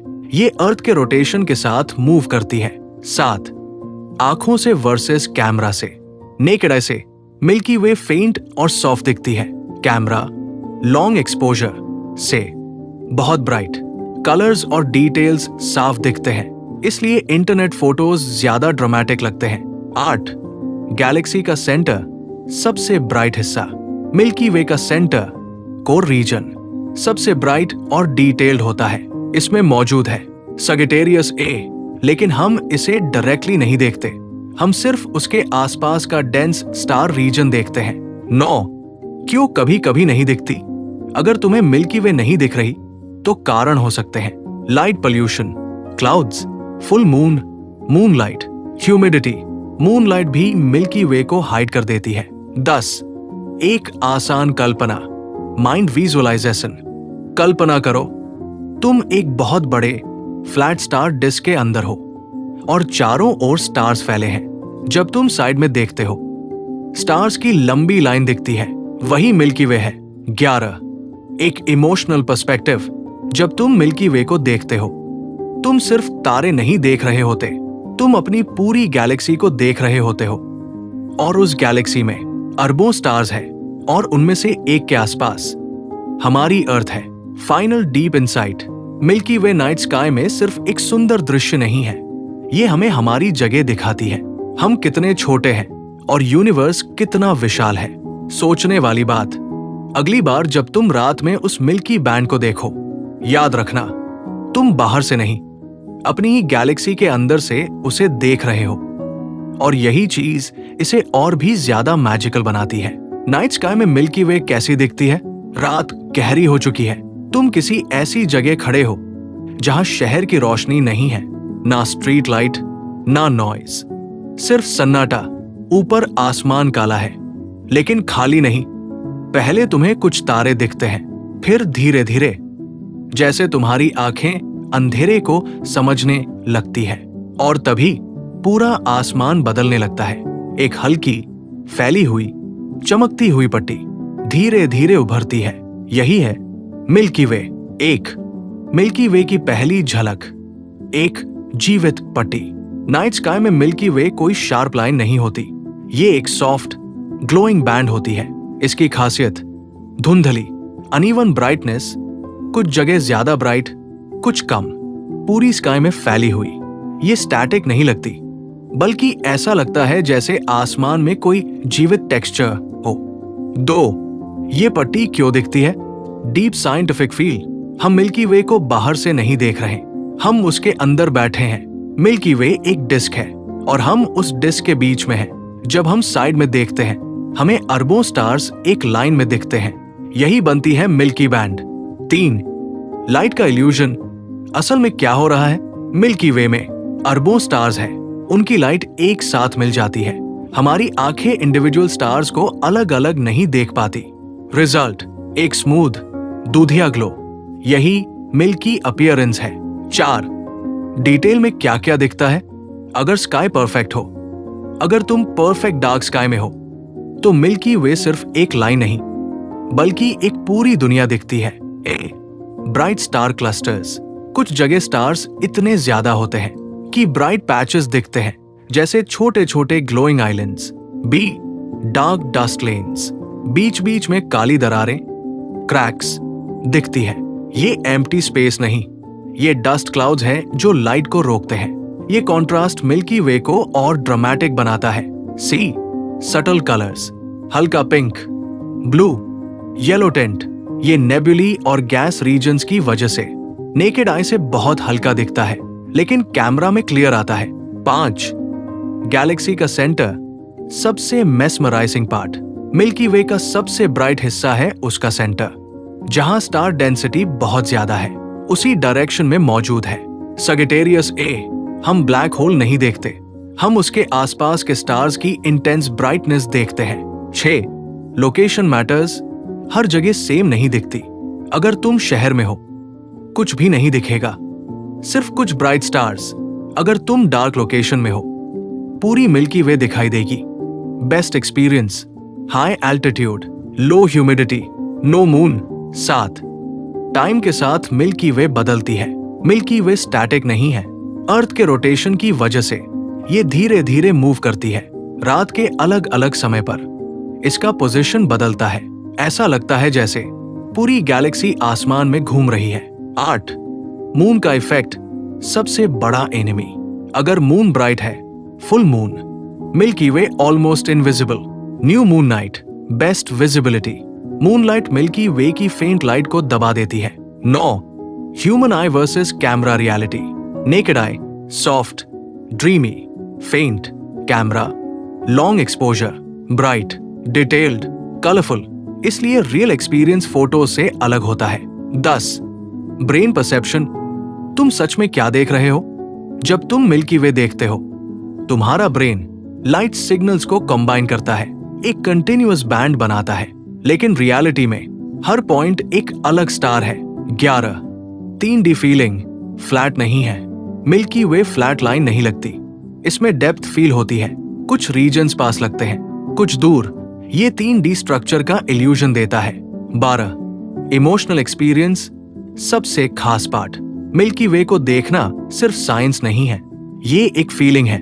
तुम रियलाइज करते हो तुम यूनिवर्स में कितने छोटे हो और यूनिवर्स कितना बड़ा है। एक मोमेंट के लिए सब कुछ साइलेंट हो जाता है। 13, इमेजिन करो तुम कहां खड़े हो जब तुम मिल्की वे देखते हो। तुम एक्चुअली एक स्पाइरल आर्म में खड़े हो, अरबों स्टार्स के बीच, और दूर तक देख रहे हो, उसी गैलेक्सी के अंदर। फाइनल डीप इनसाइट, सबसे गहरी बात। मिल्की वे को देखना मतलब अपने घर को देखना, लेकिन बाहर से नहीं, अंदर से। सोचने वाली बात, जब तुम उस मिल्की बैंड को देखते हो, तुम सिर्फ आसमान नहीं देख रहे, तुम एक लाख लाइट ईयर बड़ी स्ट्रक्चर के अंदर खड़े हो, और उसी के एक छोटे से कोने में तुम्हारी पूरी जिंदगी हो रही है। क्या मिल्की वे में लाइफ पॉसिबल है? बहुत डीप, लंबा और कहानी जैसा एक्सप्लेनेशन। रात का वही आसमान, वही मिल्की वे की चमकती पट्टी। लेकिन इस बार तुम एक अलग सवाल सोचते हो, क्या इस पूरी गैलेक्सी में कहीं और भी लाइफ हो सकती है? क्या हम अकेले हैं, या इस विशाल गैलेक्सी में कहीं और भी कोई हमें देख रहा है? ये सवाल इंसान ने हजारों सालों से पूछा है, और आज भी इसका जवाब पूरी तरह नहीं मिला है। 1, हमारी शुरुआत, अर्थ एक एग्जाम्पल है। हम जानते हैं कि लाइफ एग्जिस्ट करती है क्योंकि हम खुद इसका प्रूफ है। अर्थ एक एवरेज स्टार, सन के आसपास, एक नॉर्मल प्लैनेट, एक स्टेबल ऑर्बिट। इसका मतलब लाइफ के लिए परफेक्ट कंडीशंस रेयर हो सकती है, लेकिन इम्पॉसिबल नहीं। 2, मिल्की वे में कितने चांसेस हैं? मिल्की वे में 100-400 बिलियन स्टार्स, और शायद उनसे भी ज्यादा प्लैनेट्स। अगर हर स्टार के पास सिर्फ एक प्लैनेट भी हो, तो बिलियंस ऑफ वर्ल्ड्स एग्जिस्ट करते हैं, और उनमें से कुछ अर्थ जैसे हो सकते हैं। 3, लाइफ के लिए जरूरी कंडीशंस। लाइफ रैंडम नहीं बनती, इसके लिए कुछ कंडीशंस जरूरी है। लिक्विड वाटर, स्टेबल टेम्परेचर, सही एटमॉस्फेयर, एनर्जी सोर्स जैसे स्टारलाइट, ऐसे प्लैनेट्स को कहते हैं हैबिटेबल प्लैनेट्स। 4 हैबिटेबल जोन, सही दूरी का खेल। हर स्टार के आसपास एक रीजन होता है जहां लाइफ पॉसिबल हो सकती है। इसे कहते हैं हैबिटेबल जोन। बहुत पास बहुत गर्म, बहुत दूर बहुत ठंडा, बीच में परफेक्ट। अर्थ इसी परफेक्ट जोन में है और मिल्की वे में ऐसे जोन्स लाखों जगह हो सकते हैं। 5 galactic habitable zone, Galaxy level पर लाइफ। सिर्फ प्लैनेट ही नहीं, पूरी गैलेक्सी में भी एक सेफ जोन होता है। इसे कहते हैं गैलेक्टिक हैबिटेबल जोन। क्यों? सेंटर के पास रेडिएशन ज्यादा, सुपरनोवा एक्सप्लोजन ज्यादा, आउटर एज, हेवी एलिमेंट्स कम। हम बीच में है परफेक्ट बैलेंस, इसलिए अर्थ पर लाइफ पॉसिबल है। 6 साइंटिस्ट्स क्या कहते हैं? आज के समय में साइंटिस्ट्स एक्टिवली लाइफ की खोज कर रहे हैं। प्रोग्राम्स जैसे सेती इंस्टीट्यूट क्या करते हैं? रेडियो सिग्नल्स डिटेक्ट करते हैं, एलियन कम्युनिकेशन खोजते हैं। अभी तक कोई कंफर्म्ड सिग्नल नहीं मिला। 7 एक्सोप्लैनेट्स, उम्मीद की दुनिया। साइंटिस्ट्स ने हजारों प्लैनेट्स खोजे हैं जिन्हें कहते हैं एक्सोप्लैनेट्स। इनमें से कई अर्थ साइज है, हैबिटेबल जोन में है, यानी लाइफ पॉसिबल हो सकती है। 8 एक्सट्रीम लाइफ, अर्थ हमें क्या सिखाती है? अर्थ पर लाइफ सिर्फ परफेक्ट जगहों पर नहीं है, एक्सट्रीम प्लेसेस में भी है। Volcanoes, deep ocean, ice regions. मतलब लाइफ अडेप्टेबल है, इसलिए मिल्की वे में लाइफ के चांसेस और बढ़ जाते हैं। 9 फर्मी पैराडॉक्स, सबसे बड़ा सवाल। अगर इतने चांसेस हैं तो हमें कोई मिला क्यों नहीं? इसे कहते हैं Fermi paradox. Possible answers, life rare है, इंटेलिजेंट लाइफ और भी रेयर है, सिविलाइजेशंस खुद खत्म हो जाती है या वे हमसे बहुत दूर है। 10 इंटेलिजेंट लाइफ, क्या कोई एडवांस्ड सिविलाइजेशन है?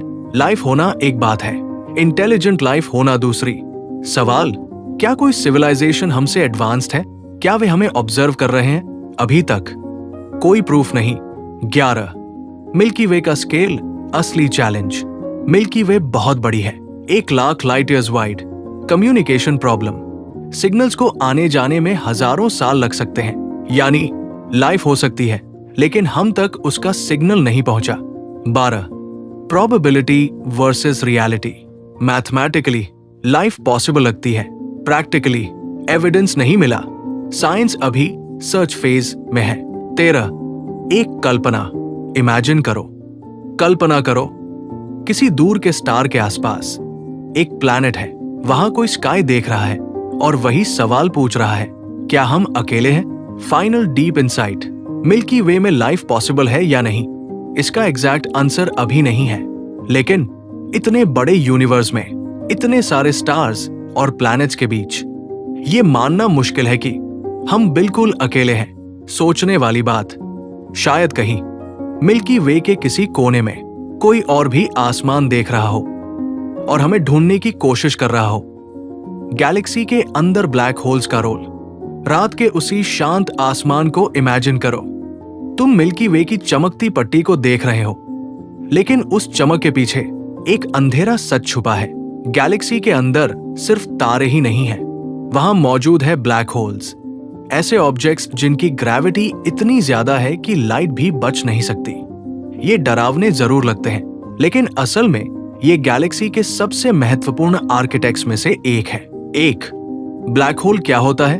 छोटी सी समझ, ब्लैक होल एक ऐसा रीजन है जहां ग्रेविटी बेहद इंटेंस होती है, जहां से कुछ भी वापस नहीं आ सकता। ये बनता है जब एक बहुत बड़ा स्टार कोलैप्स करता है, लेकिन गैलेक्सीज में हमें सिर्फ छोटे ब्लैक होल्स ही नहीं मिलते, बल्कि कुछ तो इतने बड़े होते हैं कि वे पूरी गैलेक्सी के सेंटर में बैठे होते हैं। 2 गैलेक्सी का दिल, सुपरमासिव ब्लैक होल। लगभग हर बड़ी गैलेक्सी के सेंटर में होता है एक सुपरमासिव ब्लैक होल। हमारी मिल्की वे के सेंटर में मौजूद है सगिटेरियस ए। इसका मास लाखों करोड़ों सूरज के बराबर। ये गैलेक्सी के कोर में एक इनविजिबल एंकर की तरह काम करता है। 3 ग्रेविटी का केंद्र, स्ट्रक्चर को स्टेबलाइज करना। ब्लैक होल का सबसे बड़ा रोल है ग्रेविटी प्रोवाइड करना, लेकिन एक मिथ क्लियर कर लेते हैं, ये पूरी गैलेक्सी को खींचकर कंट्रोल नहीं करता। असल में ये सेंटर में मास कॉन्सेंट्रेशन बनाता है, आसपास के स्टार्स की मोशन को इन्फ्लुएंस करता है। इसे ऐसे समझो जैसे एक भारी पत्थर पानी में रिपल क्रिएट करता है। 4. स्टार फॉर्मेशन पर असर। ब्लैक होल्स सिर्फ डिस्ट्रॉय नहीं करते, वे क्रिएशन में भी मदद करते हैं। जब गैस ब्लैक होल की ओर गिरती है, फ्रिक्शन हीट रेडिएशन, ये एनर्जी आसपास के गैस क्लाउड्स को कॉम्प्रेस कर सकती है, जिससे नए स्टार्स बन सकते हैं। लेकिन अगर एनर्जी बहुत ज्यादा हो जाए, गैस दूर उड़ जाती है, स्टार फॉर्मेशन रुक सकती है, यानी ब्लैक होल क्रिएट भी कर सकता है, डिस्ट्रॉय भी। 5. एक्टिव गैलेक्टिक न्यूक्लियस, AGN, ऊर्जा का विस्फोट। कुछ गैलेक्सीज में ब्लैक होल बहुत एक्टिव होता है, तब बनता है एक्टिव गैलेक्टिक न्यूक्लियस, AGN। इसमें बहुत तेज radiation, powerful jets, light years तक एनर्जी।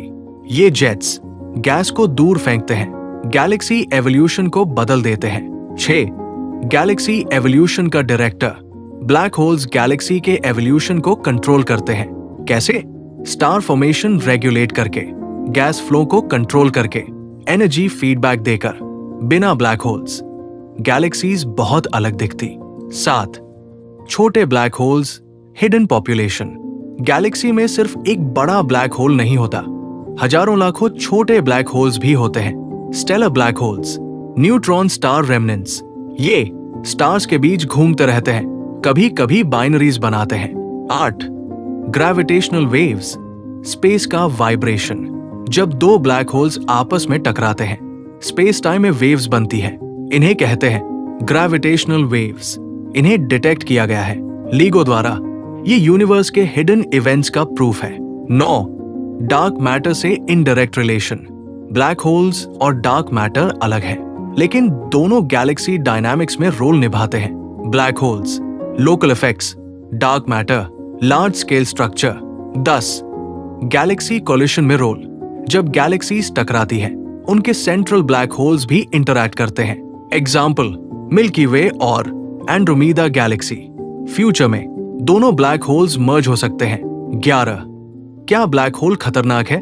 सीधे तौर पर नहीं, क्योंकि हम बहुत दूर हैं, लेकिन पास जाने पर एक्सट्रीम ग्रेविटी, रेडिएशन, डिस्ट्रक्शन। 12. एक आसान कल्पना। गैलेक्सी को एक सिटी समझो, stars, buildings, gas roads, black hole power centre, जो इनविजिबल होते हुए भी पूरी सिस्टम को इन्फ्लुएंस करता है। 13. रियलिटी वर्सेस डर। मूवीज में ब्लैक होल्स को मॉन्स्टर दिखाया जाता है, लेकिन रियलिटी में ये नेचर का पार्ट है और बेहद इंपॉर्टेंट है। Final deep insight. Black holes हमें ये सिखाते हैं कि यूनिवर्स में डिस्ट्रक्शन और क्रिएशन साथ साथ चलते हैं। जो चीज सबसे डार्क है, वही सबसे पावरफुल भी हो सकती है। सोचने वाली बात, मिल्की वे के सेंटर में एक अंधेरा बिंदु है जो दिखाई नहीं देता, लेकिन उसी के आसपास पूरी गैलेक्सी की कहानी घूमती है। मिल्की वे के फेमस नेबुली और स्टार क्लस्टर्स, रात का वही आसमान। तुम मिल्की वे की चमकती हुई पट्टी को देख रहे हो, लेकिन अगर तुम्हारे पास एक टेलीस्कोप हो तो तुम्हें सिर्फ तारे ही नहीं दिखेंगे, तुम्हें दिखेंगी रंग बिरंगी गैस की धुंधली आकृतियां और कहीं कहीं हजारों तारों के चमकते हुए समूह। ये है नेबुली और स्टार क्लस्टर्स, यानी गैलेक्सी के वो हिस्से जहां तारे पैदा होते हैं, जीते हैं और कभी कभी खत्म भी हो जाते हैं। आओ इस पूरी कॉस्मिक दुनिया को गहराई से एक्सप्लोर करते हैं। नेबुली, तारों की जन्मभूमि। नेबुली असल में होते हैं गैस, मुख्यतः हाइड्रोजन, डस्ट और एनर्जी से बने विशाल बादल। ये मिल्की वे के स्टार फैक्ट्रीज हैं। 1. ओरियन नेबुला, सबसे मशहूर जन्मस्थल। ओरियन कॉन्स्टलेशन में मौजूद ये नेबुला अर्थ से 1300 लाइट ईयर्स दूर नेकेड आई से भी फेंट दिखाई देता है। खासियत, active star formation, young stars, glowing gas. ये एक स्टेलर नर्सरी है जहां अभी भी नए स्टार्स जन्म ले रहे हैं। 2. होर्सहेड नेबुला, रहस्यमयी आकृति। ये नेबुला अपनी शेप के लिए फेमस है। ये एक घोड़े के सिर जैसा दिखता है। ये डार्क नेबुला है, लाइट को ब्लॉक करता है। ये हमें दिखाता है कि स्पेस सिर्फ चमकीला नहीं, उसमें गहरा अंधेरा भी है। 3. Eagle nebula, pillars of creation.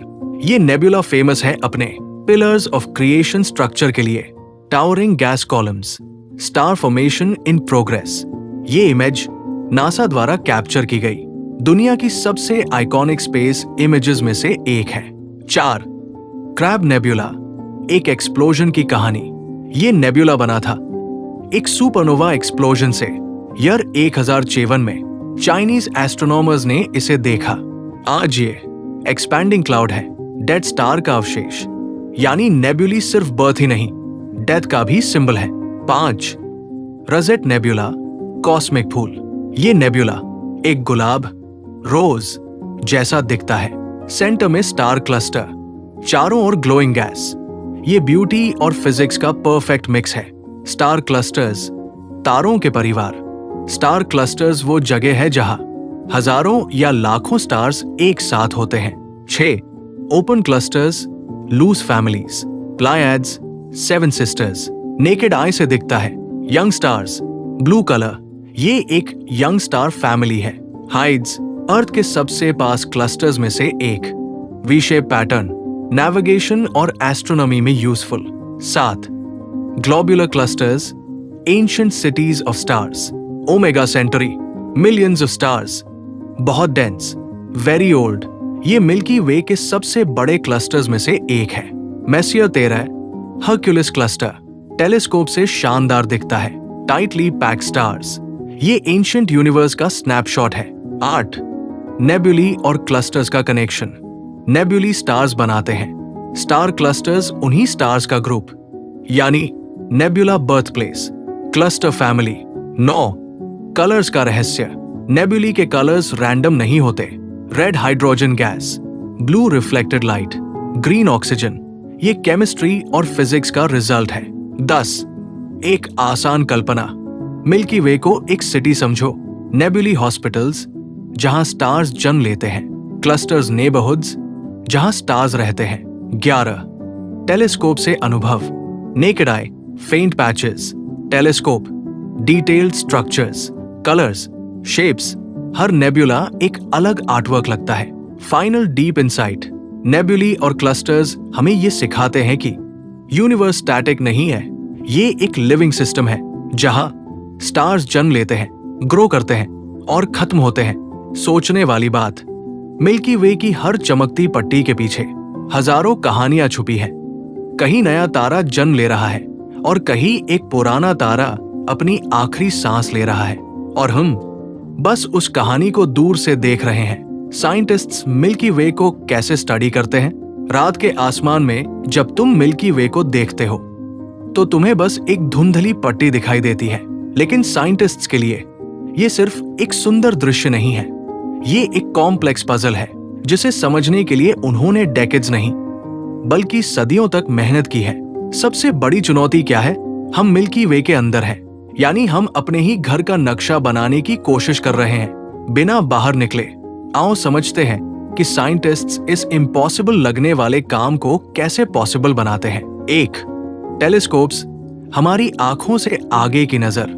सबसे पहला और बेसिक टूल है टेलीस्कोप, लेकिन सिर्फ एक तरह का टेलीस्कोप नहीं, अलग अलग वेवलेंथ्स के लिए अलग अलग telescopes. A. Optical telescopes, visible light detect करते हैं, स्टार्स, क्लस्टर्स, नेबुली दिखाते हैं। B. Radio telescopes, gas clouds detect करते हैं, मिल्की वे के हिडन रीजन्स दिखाते हैं। फेमस एग्जांपल, वेरी लार्ज अरे। सी. इंफ्रारेड टेलीस्कोप्स, डस्ट के पार देख सकते हैं। Example, James Webb Space Telescope, इससे गैलेक्सी के सेंटर तक देख पाना पॉसिबल हुआ। डी. एक्सरे और gamma telescopes, high energy events detect करते हैं, जैसे black holes, supernova remnants. 2. Multi wavelength astronomy, पूरा पिक्चर। मिल्की वे को समझने के लिए साइंटिस्ट्स एक ही वेवलेंथ पर डिपेंड नहीं करते, वे कंबाइन करते हैं radio plus infrared plus optical plus X ray. इससे मिलता है complete picture of galaxy. 3. Space telescopes, earth से बाहर की नजर। अर्थ की एटमॉस्फेयर बहुत कुछ ब्लॉक कर देती है, इसलिए टेलीस्कोप्स को स्पेस में भेजा गया। Hubble space telescope, deep space images, nebulae, clusters, Gaia, billions of stars की पोजीशन मैप कर रहा है। ये मिल्की वे का सबसे एक्यूरेट 3D मैप बना रहा है। 4. स्टार मैपिंग, गैलेक्सी का नक्शा बनाना। साइंटिस्ट्स स्टार्स की पोजीशन, डिस्टेंस, मोशन मेजर करते हैं। इससे स्पाइरल आर्म्स, स्ट्रक्चर, आकार समझ आता है। ये वैसा ही है जैसे किसी सिटी का मैप बनाना। 5. डिस्टेंस मेजरमेंट, सबसे कठिन काम। स्पेस में डिस्टेंस मेजर करना आसान नहीं। पैरालैक्स मेथड, अर्थ के मूवमेंट का उसे करके नियर बाय स्टार्स की distance measure. Standard candles, certain stars की नोन ब्राइटनेस होती है, जैसे सेफीड वेरिएबल्स, ब्राइटनेस कंपेयर करके डिस्टेंस निकाली जाती है। 6. स्पेक्ट्रोस्कोपी, लाइट का एनालिसिस, स्टार्स की लाइट को ब्रेक करके साइंटिस्ट्स पता लगाते हैं। टेम्परेचर, कॉम्पोजिशन, स्पीड, इससे पता चलता है स्टार किससे बना है, कितनी तेज मूव कर रहा है। 7. मोशन स्टडी, गैलेक्सी कैसे घूमती है, स्टार्स की मूवमेंट ट्रैक करके साइंटिस्ट्स समझते हैं। गैलेक्सी रोटेशन, मास डिस्ट्रीब्यूशन, इसी से पता चला डार्क मैटर एग्जिस्ट करता है। 8. ब्लैक होल स्टडी, इनडायरेक्ट तरीका, मिल्की वे के सेंटर में है सजिटेरियस ए, इसे डायरेक्टली नहीं देखा जा सकता, इसलिए आसपास के स्टार्स की मोशन स्टडी की जाती है। इससे ब्लैक होल का मास और पोजीशन पता चलता है। 9. Computer simulations, virtual universe, scientists super computers का उसे करते हैं, गैलेक्सी मॉडल्स बनाते हैं, सिमुलेशंस रन करते हैं। इससे formation, evolution, future prediction possible होता है। 10. स्पेस मिशंस और डेटा कलेक्शन, डिफरेंट मिशंस लगातार डेटा भेजती है, सैटेलाइट्स, प्रोब्स, ऑब्जर्वेटरीज, ये डेटा डेकेड्स तक एनालाइज होता है। 11. कोलैबोरेशन, पूरी दुनिया का एफर्ट, मिल्की वे स्टडी कोई एक साइंटिस्ट का काम नहीं, ये ग्लोबल एफर्ट है, थाउजेंड्स ऑफ साइंटिस्ट्स एक साथ काम करते हैं। 12. बिगेस्ट चैलेंज, हम अंदर हैं, अगर हम बाहर होते पूरी गैलेक्सी एक फोटो में दिखती, लेकिन अंदर होने के कारण हमें पीसेस में समझना पड़ता है, ये पजल सॉल्व करने जैसा है। 13. फ्यूचर, और क्या जान पाएंगे आने वाले समय में, better telescopes, AI analysis, deeper mapping, हमें मिल्की वे का और एक्यूरेट पिक्चर मिलेगा। 14. एक आसान कल्पना, कल्पना करो तुम एक बहुत बड़े जंगल के अंदर हो और पूरा नक्शा बनाना है। तुम पेड़ों को गिनते हो, डायरेक्शंस नोट करते हो और धीरे धीरे मैप बनाते हो। यही साइंटिस्ट्स कर रहे हैं। Final deep insight, milky Way को स्टडी करना सिर्फ साइंस नहीं, ये एक जर्नी ऑफ अंडरस्टैंडिंग है। हम अपने ही घर को समझने की कोशिश कर रहे हैं बिना उसे बाहर से देखे। सोचने वाली बात, हम एक गैलेक्सी के अंदर रहते हैं और उसी को समझने की कोशिश कर रहे हैं। ये ऐसा है जैसे कोई इंसान अपने ही दिमाग को समझने की कोशिश करे, और शायद यही क्यूरियोसिटी हमें आगे बढ़ाती है। फ्यूचर में मिल्की वे का क्या होगा? कल्पना करो तुम वही रात का आसमान देख रहे हो, लेकिन इस बार सवाल थोड़ा अलग है। आज जो मिल्की वे हमें इतनी शांत और खूबसूरत दिखती है, क्या वो हमेशा ऐसी ही रहेगी? सच ये है, मिल्की वे भी बदल रही है और उसका फ्यूचर एक बहुत लंबी, ड्रामेटिक और फैसिनेटिंग कहानी है। अभी क्या हो रहा है? प्रेजेंट से फ्यूचर की शुरुआत। अभी मिल्की वे एक मैच्योर स्पाइरल गैलेक्सी है। इसमें नए स्टार्स बन रहे हैं, कुछ पुराने स्टार्स खत्म हो रहे हैं। स्ट्रक्चर रिलेटिवली स्टेबल है, लेकिन ये स्टेबिलिटी परमानेंट नहीं है। 2. धीरे धीरे बदलाव, स्टार फॉर्मेशन कम होना। समय के साथ गैलेक्सी में गैस कम होती जाएगी और नए स्टार्स बनने की रेट घटेगी। मतलब फ्यूचर में मिल्की वे शांत होती जाएगी। धीरे धीरे ये एक एजिंग गैलेक्सी बन जाएगी। 3. एंड्रोमेडा के साथ टक्कर, सबसे बड़ा इवेंट, मिल्की वे का सबसे ड्रामेटिक फ्यूचर इवेंट होगा। एंड्रोमेडा गैलेक्सी के साथ कोलिशन। टाइमलाइन 4-5 बिलियन साल बाद पहली टक्कर, 6-7 बिलियन साल बाद मर्ज। क्या होगा उस समय? स्पाइरल आर्म्स टूट जाएंगी, स्टार्स की ऑर्बिट्स बदल जाएंगी, गैस क्लाउड्स कोलाइड करेंगे। Result, massive star formation, starburst. 4. New Galaxy का जन्म, मिल्कोमेडा। जब दोनों गैलेक्सीज पूरी तरह मर्ज होंगी, एक नई गैलेक्सी बनेगी। इसे कहा जाता है मिल्कोमेरा। इसकी खासियत, स्पाइरल स्ट्रक्चर खत्म, elliptical shape, random star motion, यानी मिल्की वे अपनी करंट आइडेंटिटी खो देगी। 5. ब्लैक होल्स का मिलन। मिल्की वे के सेंटर में सगिटेरियस ए, एंड्रोमेडा के सेंटर में भी एक ब्लैक होल है। फ्यूचर में दोनों ब्लैक होल्स पास आएंगे और मर्ज हो सकते हैं। इससे पावरफुल ग्रेविटेशनल वेव्स बनेंगी। 6. अर्थ और सोलर सिस्टम का फ्यूचर। सबसे इंटरेस्टिंग सवाल, हमारे सोलर सिस्टम का क्या होगा? पॉसिबिलिटीज, ऑर्बिट बदल सकती है, गैलेक्सी के आउटर रीजन में शिफ्ट हो सकता है, इंटरगैलेक्टिक स्पेस में निकल सकता है, लेकिन डायरेक्ट कोलिशन का चांस बहुत कम। इंपॉर्टेंट बात, तब तक सन रेड जायंट बन चुका होगा, अर्थ रहने लायक नहीं रहेगी। 7.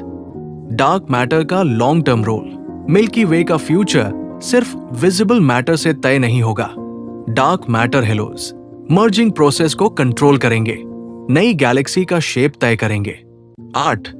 Long term future, trillions of years बाद, बहुत लंबे समय बाद, स्टार फॉर्मेशन लगभग बंद हो जाएगी, सिर्फ ओल्ड डिम स्टार्स बचेंगे, गैलेक्सी बन जाएगी, डेड गैलेक्सी। 9. यूनिवर्स एक्सपांशन का असर। जैसे जैसे यूनिवर्स एक्सपैंड हो रहा है, डिस्टेंट गैलेक्सीज हमसे दूर होती जाएंगी। फ्यूचर में मिल्कोमेरा अकेली दिखेगी, बाकी गैलेक्सीज विजिबल नहीं रहेंगी। 10. एक आसान कल्पना, विजुअलाइजेशन। मिल्की वे को एक सिटी समझो, आज बिजी, एक्टिव, ग्रोइंग। फ्यूचर में दूसरी सिटी एंड्रोमेडा से मर्ज, एक मेगा सिटी बन जाएगी और बहुत समय बाद। शांत, पुरानी, ऑलमोस्ट एम्प्टी। 11. इमोशनल पर्सपेक्टिव, सबसे गहरी बात, आज जो मिल्की वे हमें इतनी फेमिलियर लगती है, वो फ्यूचर में पूरी तरह बदल जाएगी। उसका शेप बदल जाएगा, उसका स्काई बदल जाएगा, उसका स्ट्रक्चर बदल जाएगा। यानी हमारा आसमान हमेशा ऐसा नहीं रहेगा।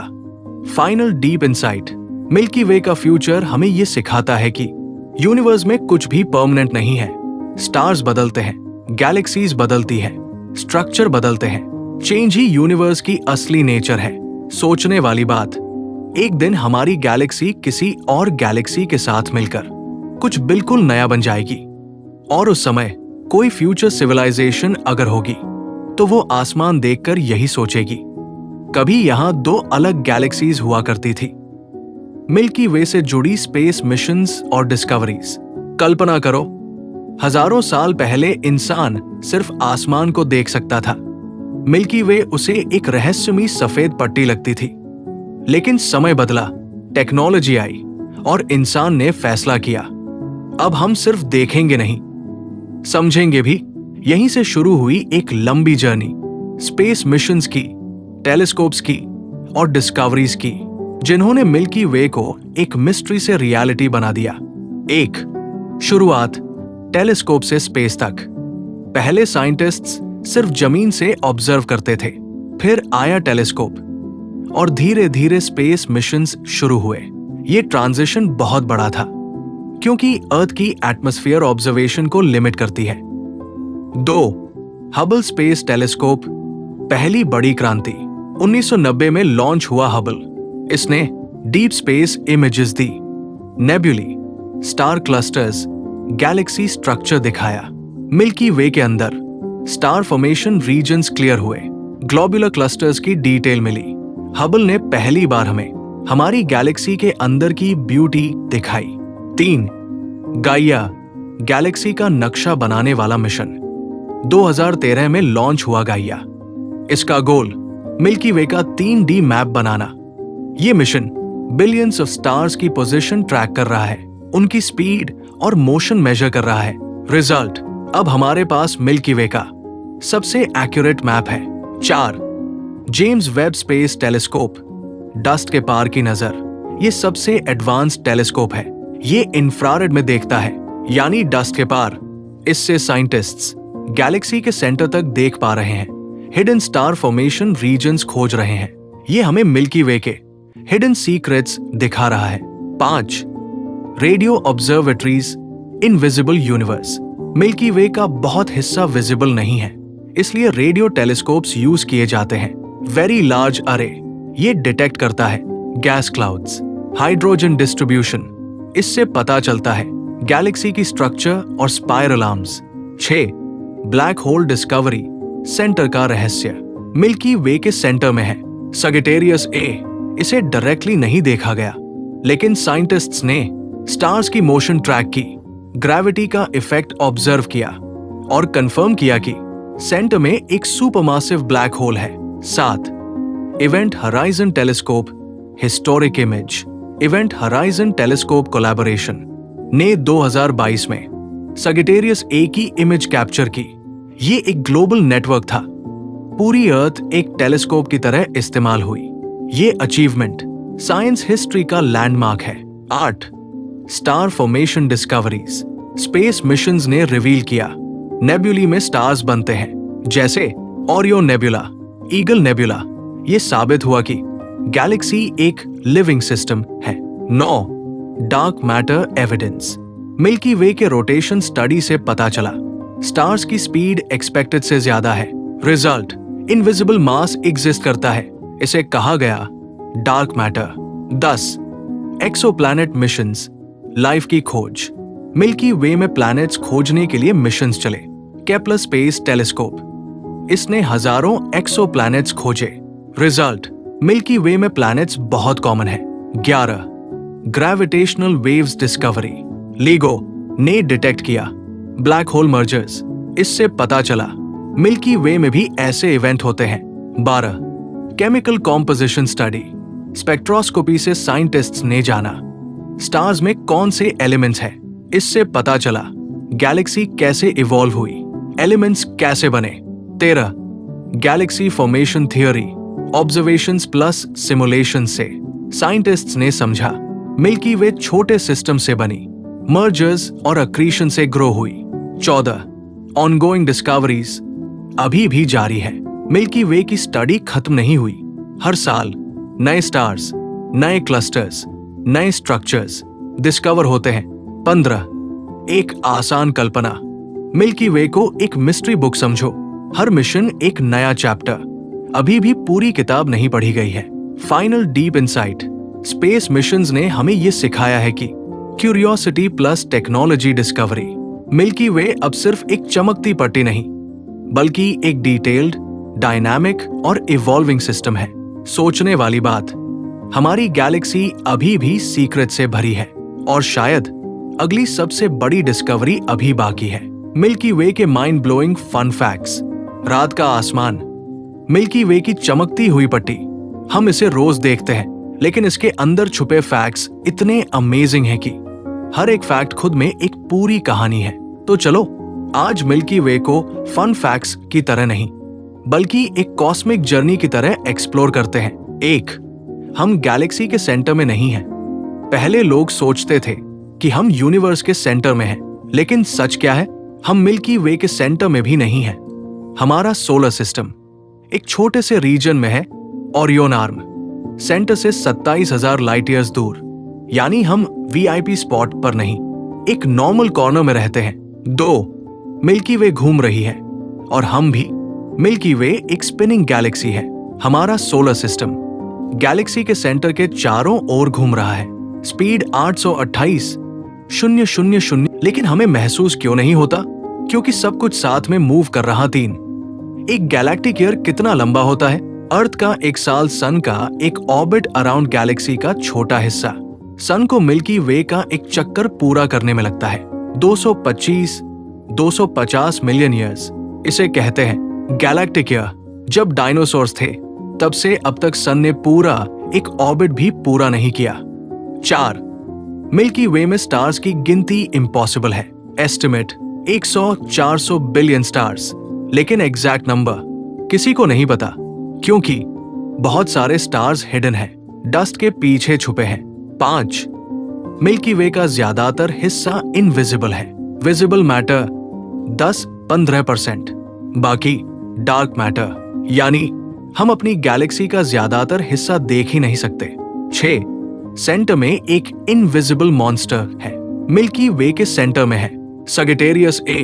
ये इतना पावरफुल है कि लाइट भी एस्केप नहीं कर सकती, लेकिन डरने की जरूरत नहीं, हम बहुत दूर है। 7, मिल्की वे खाती भी है गैलेक्सीज को। मिल्की वे अकेली नहीं रहती, ये छोटी गैलेक्सीज को एब्जॉर्ब करती रहती है। एग्जाम्पल, ड्वार्फ गैलेक्सीज, यानी हमारी गैलेक्सी ग्रो कर रही है कॉस्मिक कैनिबल की तरह। 8, मिल्की वे का फ्यूचर कोलिशन फिक्स है, फ्यूचर में टक्कर होगी एंड्रोमेडा गैलेक्सी से 4-5 बिलियन साल बाद। रिजल्ट, नई गैलेक्सी। 9, अर्थ का स्थान लकी है, हम ओरियन आर्म में हैं, यहाँ रेडिएशन मॉडरेट है, सुपरनोवा कम है। अगर हम सेंटर के पास होते लाइफ मुश्किल होती। 10, मिल्की वे में कॉस्मिक वेदर होता है, यहाँ भी स्टॉर्म्स होते हैं, solar winds, radiation bursts, supernova explosions. Space भी काम नहीं है। 11, मिल्की वे की स्मेल और टेस्ट थियोरेटिकल। साइंटिस्ट्स के अनुसार स्पेस में केमिकल्स होते हैं, कुछ रिपोर्ट्स के अनुसार स्मेल बर्न्ड स्टेक जैसी, टेस्ट रास्पबेरीज जैसा। ये सुनने में फनी है, लेकिन ये केमिस्ट्री का रिजल्ट है। 12, हर स्टार एक सन हो सकता है, मिल्की वे के हर स्टार एक सोलर सिस्टम हो सकता है, यानी billions of suns, billions of planets. 13, alien life का चांस रियल है, इतने प्लैनेट्स के साथ लाइफ पॉसिबल है, लेकिन अभी तक कोई कंफर्म्ड प्रूफ नहीं। 14, मिल्की वे फ्लैट नहीं है, ये परफेक्टली फ्लैट डिस्क नहीं है, इसमें वॉर्प, मुड़ाव है, थिकनेस है, यानी शेप कॉम्प्लेक्स है। 15, मिल्की वे की लाइट बहुत पुरानी है, जो स्टार्स हम देखते हैं उनकी लाइट लाखों साल पुरानी हो सकती है, मतलब हम पास्ट देख रहे होते हैं। 16, हम गैलेक्सी के अंदर से देख रहे हैं, हम मिल्की वे को बाहर से नहीं देख सकते, इसलिए पूरा स्ट्रक्चर समझना मुश्किल है। 17, मिल्की वे में गोस्ट स्टार्स भी हो सकते हैं, कुछ स्टार्स इनविजिबल होते हैं, जैसे ब्लैक होल्स, न्यूट्रॉन स्टार्स, ये हिडन पॉपुलेशन है। 18, ये गैलेक्सी साइलेंट है, स्पेस में साउंड ट्रैवल नहीं करता, यानी इतने एक्सप्लोजन्स के बावजूद मिल्की वे पूरी तरह साइलेंट है। 19, मिल्की वे एक लिविंग सिस्टम है, यहाँ स्टार्स जन्म लेते हैं, ग्रो करते हैं, मर जाते हैं, यानी ये डायनामिक सिस्टम है। 20, तुम खुद मिल्की वे का हिस्सा हो, तुम्हारे बॉडी के एटम्स स्टार्स के अंदर बने थे, यानी तुम लिटरली स्टार डस्ट हो। फाइनल डीप इनसाइट, सबसे गहरी बात, मिल्की वे के फन फैक्ट्स सिर्फ फैक्ट्स नहीं है, ये हमें ये एहसास दिलाते हैं कि हम कितने छोटे हैं लेकिन कितने कनेक्टेड हैं। आखिरी सोच, जब तुम रात में मिल्की वे को देखते हो, तुम सिर्फ आसमान नहीं देख रहे, तुम अपनी ओरिजिन, अपना पास्ट और शायद अपना फ्यूचर देख रहे हो। और उस अनंत गैलेक्सी में तुम भी एक छोटी सी लेकिन यूनिक कहानी हो। Thanks for watching guys, subscribe to me.